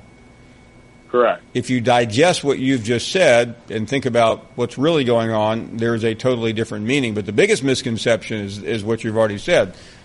Ole Miss has nothing to do with whether Shea Patterson plays at Michigan or not. Exactly. And that's the third thing. The only last thing I want to say is there's getting a lot of negative press. I mean, like this whole conversation has been about towards Ole Miss. And I think a real example of someone being blocked to transfer that was actually a wrongdoing, people need to research what Baker Mayfield endured at Texas Tech before he transferred to Oklahoma. That was actually a school blocking the transfer. And I think that school would have deserved this negative attention more than Ole Miss. Listen, great call, Jefferson. Thank you very much for shining a little bit of light on the story. Art is up next. Art, welcome to the show. Good afternoon. Thanks again, Paul. Listen, buddy, I've been calling in for like the last couple of years, and I've never gotten through. I've gotten through twice in like 2 days. I'm glad to hear. I know. I mean, but like the last time this happened, Larry was telling about his drinking buddy. Now he's telling him about his getting his ass kicked fishing. I mean, I just don't want any more sad episodes. You know? I mean, really. You know, I was a kid to sign over. The dynasty's over, and Dad looks over at his paper. You know, I mean, so I've been around here, and I know I don't want to. I mean, I don't know what's going on, but I've been doing nothing. Hello? Yeah, no, we're Art. I mean, you know, like the rain base that dog feeds them. They got greens and cornbread, you know, and I think that's obvious. But yeah, I mean, as far as the show, I mean, this has been going on a long time. And, I'm just saying. I mean, hey, you bathed a lot of animals, Paul. You know you have. I'm trying to replicate Noah's Ark. No, you don't replicate anything like that. But, I mean, you can easily – I think that you should tell your listeners that maybe they don't really want sad episodes. I mean, they really don't. I mean, you can talk about it, but, Paul, I mean, this has been going on a long time. And I've been doing nothing. Hell no. So, anyway. Glad you straightened that out, Art. We were hanging on the seat of the edge of our seat, waiting for the end of that call. Worm is up next. I mean, anybody? We got a squirrel. We got a worm. How'd you get your nickname? Well, Paul, I'll tell you. How you doing, man? I'm doing great. Good. Well, I got my nickname back in high school. I blew my shoulder out. Oh, my goodness. And after I had where there was no orthoscopic surgery in 1979. No. So it looked like I had a Frankenstein scar on my right shoulder. And a good friend of mine, Scott Morona, said, "Hey, that looks like a worm." And so anybody that knows me calls me Worm from then on out. That's a good one. I like it. Yeah. I don't know how Squirrel got his. I can't imagine a scar looking like a squirrel, but nonetheless. No, I think he. Hey, Paul, I think he mistake. Can I say this real quick? I drive a please. truck for a living. I'm from Huntsville, but right now I drove across the state of Louisiana, and I go into Texas every week. Paul, I can't pick you up in Louisiana crossing the 2059 corridor from Monroe through Shreveport. What's going on with that? Do you know? Where do you normally listen to us? I listen to you on. Of course, I listen to you on the ESPN, The Zone in Huntsville, and I listen to you on the one in Birmingham. Okay. I don't have the Sirius radio, right? And I can pick you up in Mississippi. Yeah, but I cannot pick you up in Louisiana. Yeah, so I use my I'll phone. double check on that, Worm. We were on stations all over the place, but there's some change. But I'll check on that one. I tell you what. The best, really, it's easy to listen to us on your phone if you have one. Yeah, that's what I have to do. But normally I just. But anyway, hey, let me get to my point. Okay. Lance, I know exactly who he is, and if I'm wrong, then you got to prove it. But you need to Google Redneck Ninja. I mean, this guy's even been on Jerry Springer, but that is Lance through and through. I know it's him. I can tell by his voice. That's R-E. And you got to pull it up. Yeah. D. And but if you Google it, Redneck Ninja, you'll love it. But look, Paul, I'll let you go, man, because you got more important callers than me. But I really appreciate you taking my call. Thank you. We hope you find us when you're crossing the line. Bill Bender. I don't know why that. Anyway, Bill Bender will join us from the Sporting News. He'll give us his thoughts on the upcoming college football season. Yes, we're about to actually say that and be legitimate. The upcoming college football season. He's next. You're listening to the Paul Finebaum Show podcast. Glad everyone is back. We are pretty fired up that the upcoming football season is slowly getting into focus, and it is when friends of ours like Bill Bender of the Sporting News start projecting things. Bill, it's been a long off season. A lot of good things have happened, but college football is finally coming into focus. Seems like you've been spending a little time thinking about it. Good afternoon. Yeah, Paul, thanks for having me on. It's never too early to think about that, and plenty of early season predictions for everybody. Well, let's talk. We'll eventually get to what we all need to know right now, and that's who's going to win the national championship in January 2019. But let's take it step by step. You've looked at all the conferences, especially the Power Five, isolated the teams that you think are going to emerge. So since we spend a little bit of time on the SEC here, and it's probably the easiest to predict, why don't you start there? Well, I'm wondering how many listeners you have won't pick Alabama, Georgia. I just see two teams played in the national championship game last year. Alabama's loaded with talent. I know the quarterback's a question, but I don't think it really matters. And then Georgia, build up what they had last year. Jake Fromm's back, strong on both sides.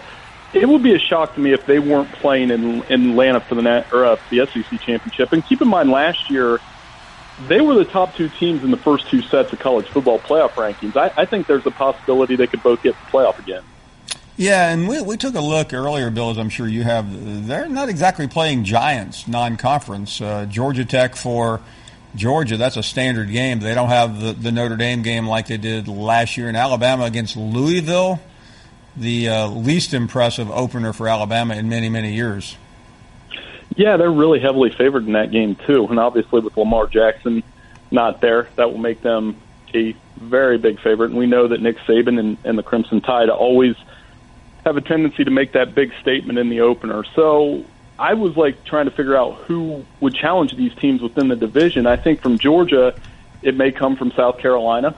And then I think with Alabama, it may come from, the usual suspects. Auburn will be pretty good. LSU has some talent. And if you want to throw Mississippi State as a dark horse, that's fine. But I still don't see a way where it's not Georgia and Alabama in the championship game.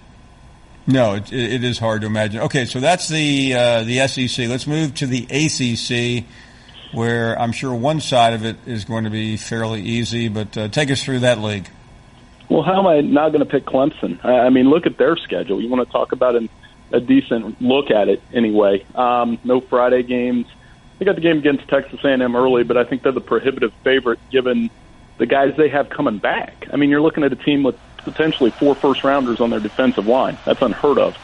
And then I think on the other side, it'll be Miami, Virginia Tech, probably at the top. But I like where the Hurricanes are.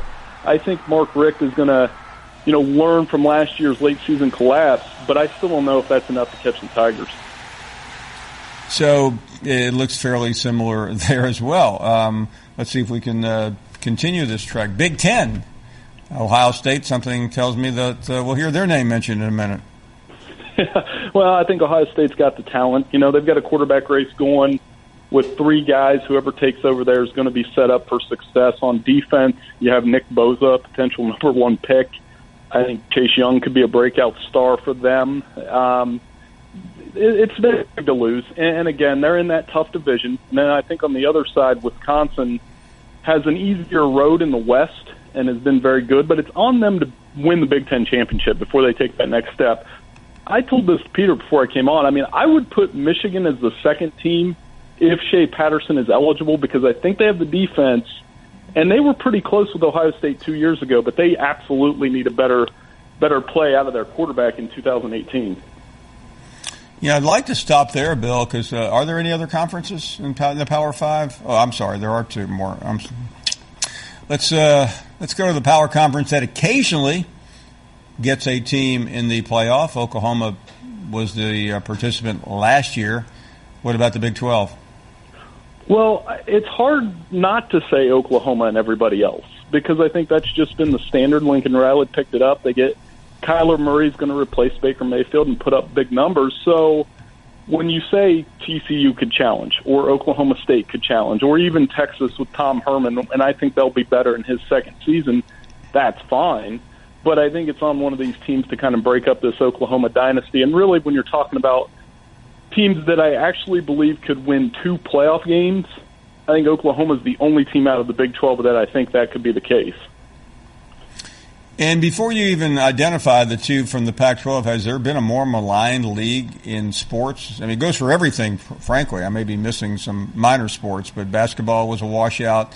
We know about football. Talk a little bit about the Pac-12. Good coaches now with Chip Kelly and others in the league. Sure. The Washington-Auburn game is huge for that conference on so many levels because let's say Washington loses there and then they win the Pac-12.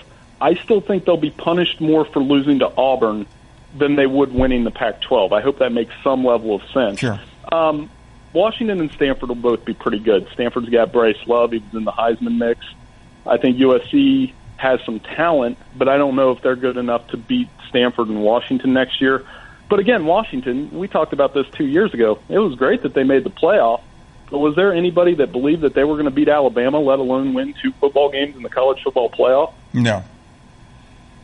Yeah, that's the thing. And so I think it's on this league. That's why that Auburn game is such a statement game for the conference, coming off a wretched bowl season, coming off, not making the playoff, and wondering what the future of that league is in this pecking order of the Power 5. So we've heard the two from each league, who makes the playoffs and ultimately who will win the national championship. Well, I think there's the list of teams that I think truly should be considered national championship contenders. I can give you off one hand. I think it's Alabama, Georgia, Clemson, Ohio State, and Oklahoma. Now, something could happen on the road where one or two of those teams doesn't make the playoff, but those are the 5 teams I think that are set up that you can actually remember. It's not just making the playoff; you have to win both. Now that I say that, we'll probably have the craziest college football season of all time, and none of those teams will make it. Do you have a feeling? I mean, of that group. I mean, is it just too cliche to go Alabama, Georgia, Clemson, Ohio State, or do you think anyone really projecting into the season will have separated itself before we even start? Well, I think one, Clemson, I mentioned that defensive line, and that's the first thing. The 2 things I look at with a team are 1, quarterback, and 2, defensive line. If you have both at a very high level, you're going to be really good. And I think Alabama and Clemson are going to be very good up front. And then I think at quarterback, when you look at if Tua Tagovailoa takes that next step, becomes a Heisman contender, lives up to all this hype that we're piling on him, it could be truly special offense in Alabama. And then Clemson, once we get a look at Trevor Lawrence, you wonder if he's going to compete with Kelly Bryant. They have 4 guys that can run the football. So what I'm telling you, Paul, I think we're in for Clemson, Alabama 4 on some level if I was predicting the championship game right now. Yeah, I mean, Bill, it's hard to go against that. I was talking to people in Clemson yesterday, and that's what you hear. You hear the defensive line over and over and over again, and there's no way to get around it. Well, these are the 2 teams, all things even, have the most talent. Alabama's offense, as we've talked about and we all saw, had a bunch of young playmakers playing in the national in the toughest spot of the season. Young playmakers in the national championship game. Then on the other side, Clemson, they were able to pull the top player out of 5 different states in the last cycle. I think they're built to last. Dabo's got a machine going there, and when they play again, if they play again, I wouldn't be surprised if it wasn't like last year where the defense is dominating. It takes that 1, 2, 3 plays that make a difference. Bill, we will check back in with you soon. Thanks for your time. Really a lot to chew on there. I hope you're well. Absolutely. Thanks so much, Paul. Great stuff. Bill Bender from the Sporting News getting you ready for the college football season. Seems like we just left off with the same teams. Alabama and Clemson. Are you ready for that game again? We'll take a break. More to come. You're listening to the Paul Finebaum Show podcast. You're not worth a flip. Welcome back to the program. Phil has been holding on from Philadelphia. Phil in Philadelphia. That makes a lot of sense. How are you, Phil? Hey, Paul. How are you? We are doing fantastic. Thank you. I got a quick question for you. Do you think former LSU player Ben Simmons will be the 2018 Rookie of the Year? Okay, let me go ask one of our compatriots in the other room who's from Philadelphia. My sense is he will. I know he's got a lot of competition. John, this is controversial. I think, yes, he will be the Rookie of the Year because there's a statistic that's been put out there that is absolutely phenomenal. He's the first rookie to average 16 points, 8 rebounds, and 8 assists in a very long time. In a very, very long time. There's about 5 or 6 guys who have done that, Paul. It's Oscar Robinson. It's Magic Johnson. It's LeBron James. It's a really, really small group of guys, and I think that stat puts him ahead of Donovan Mitchell. And he's been doing it all year, too. Right. And people are arguing that Ben Simmons is not a rookie. Sure he is. Here's my problem with that argument. Don't hate the player, hate the game. If you've got a problem with it, take it up with Adam Silver. Don't take it out on Ben Simmons. Blake Griffin did the same thing. He did. Won the Rookie of the Year in his second year. Yeah, but both guys deserve it. Yeah. Squirrel is up next. I like that. Don't hate the player, hate the game. That's deep. Original. Great show today, and each day the show is a little different. With all this fish talk, it kind of has an outdoor theme today to me. It seems like it does. Well, it's springtime. Yeah. Have you fished much in your life, Paul? I know you caught that buck of tuna. When I was young, I used to go fishing with my dad all the time. I don't think I have gone fishing in recent memory. Do you fish like rivers, or did y'all fish in rivers or lakes? We would finish. We did lakes, rivers, and then obviously oceans. Around Memphis. My uncle had a place at Pickwick Lake. Are you familiar with that? Oh, that's beautiful over there. Yeah, so we spent a little bit of time up there. Y'all were catching smallmouth. You were catching crappie, maybe a bass, a catfish. That was a great place. Brim, bluegill, those type things. Awesome. Larry's tired because he bass fishing and tournament fishing. I've never done it, but I've observed it. Oh yeah, that's hard fishing. I mean, them dudes. They're trying to cast as fast as they can. I mean, they almost fish too hard. You know what I mean? They need to slow down and relax a little bit. And I had a nice boat. I kept that on the coast. I lost it during Katrina. But I'll tell you what I did and what I was going to suggest to you and to Larry. I bought me a couple of kayaks a couple of years ago, some fishing kayaks. And, I live in a little lake community here in Mississippi. And so I just take the kayak down to the lake. And just I'm going to have to I'm going to go back to my youth and start fishing again, since I can't do much else. You need to get a kayak. You're a kayak-type guy. That's what I'm saying. You don't need a bass boat with a 200-horsepower motor, jet across the lake at 100 miles an hour. You need a kayak and just paddle Now that I've around. given up golf, I think fishing is my new pastime. Observe nature. Yeah, I mean, I'm serious when I say that. You really need to look into that. It'd be a good pastime, good way to relieve stress. Yeah, well... It would be a good start, I guess. And we all have stress in our lives every once in a while. Thanks for taking my call. Hey, thank you very much. Great stuff. Greg. Yeah, Greg, do you fish? I do, and you'll like it because there's no one you have to wait. You don't have to wait on anybody to play through. Hey, I tell you what. The last time I was on a lake, it was actually up near you. We went up to Lake Gunnersville a couple of years ago. And went out. Yes, you talk about a beautiful place. That was unbelievable. Oh yes, we used to go to summer camp up there. I think it was Camp Naoti, and we used to go out on canoes and fish near the milfoil, and you could catch crappie and that place was spectacular. I really loved it. I know you're a little bit north of that, but still.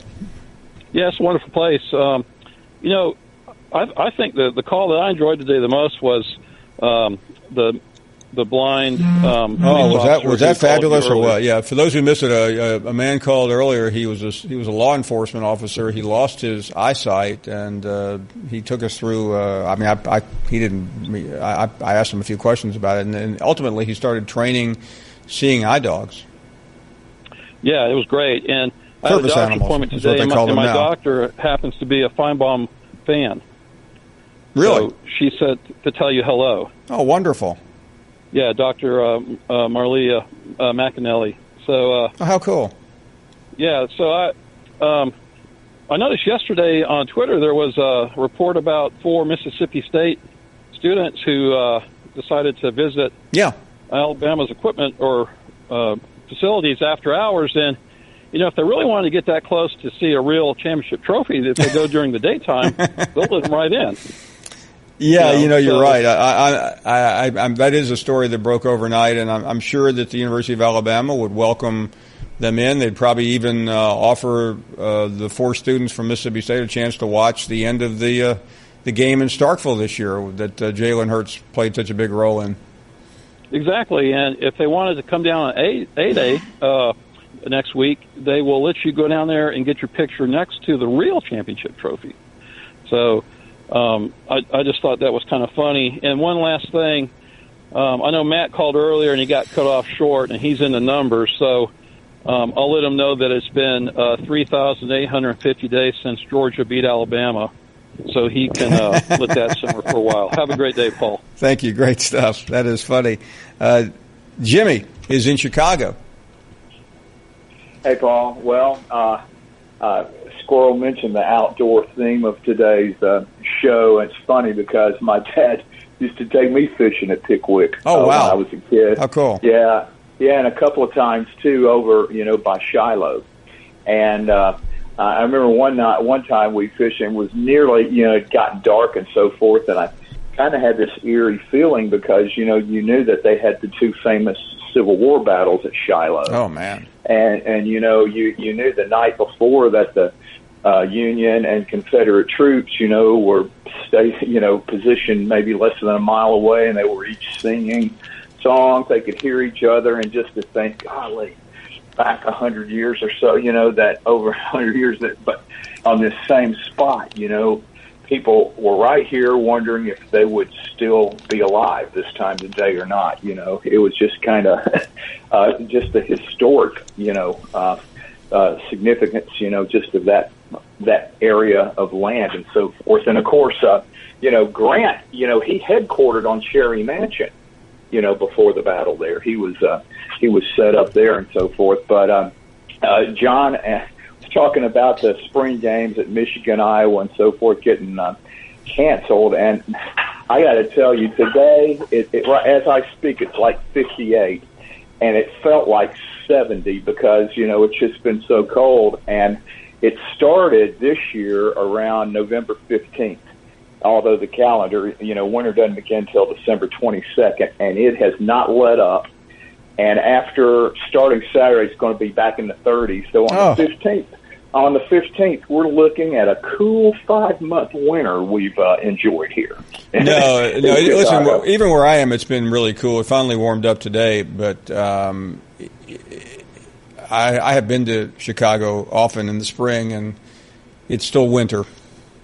Oh, yeah. I mean, I've had a couple of July 4th fireworks shows where, everybody was jacket, sweatshirts, that type of thing. It just never goes away, and, man, forget the wind ever going away. No. But yeah, one thing, your conversation with Bill Bender was interesting, but one thing I can't get out of my mind about Georgia, though, is that they are going to have to replace 31 seniors. Boy, that's a lot of experience. I think you're right about that. And I'm not coming off of the predictions on Georgia, but you're basing a lot of your know-how on them on projection, and sometimes it works and sometimes it doesn't. But some defensive players that were critical. We know about the offense. I think we focus in on the quarterback situation, but we don't even know who the quarterback's going to be. Well, I can't imagine. I mean, it's not going to be Fromm because this guy is a great passer.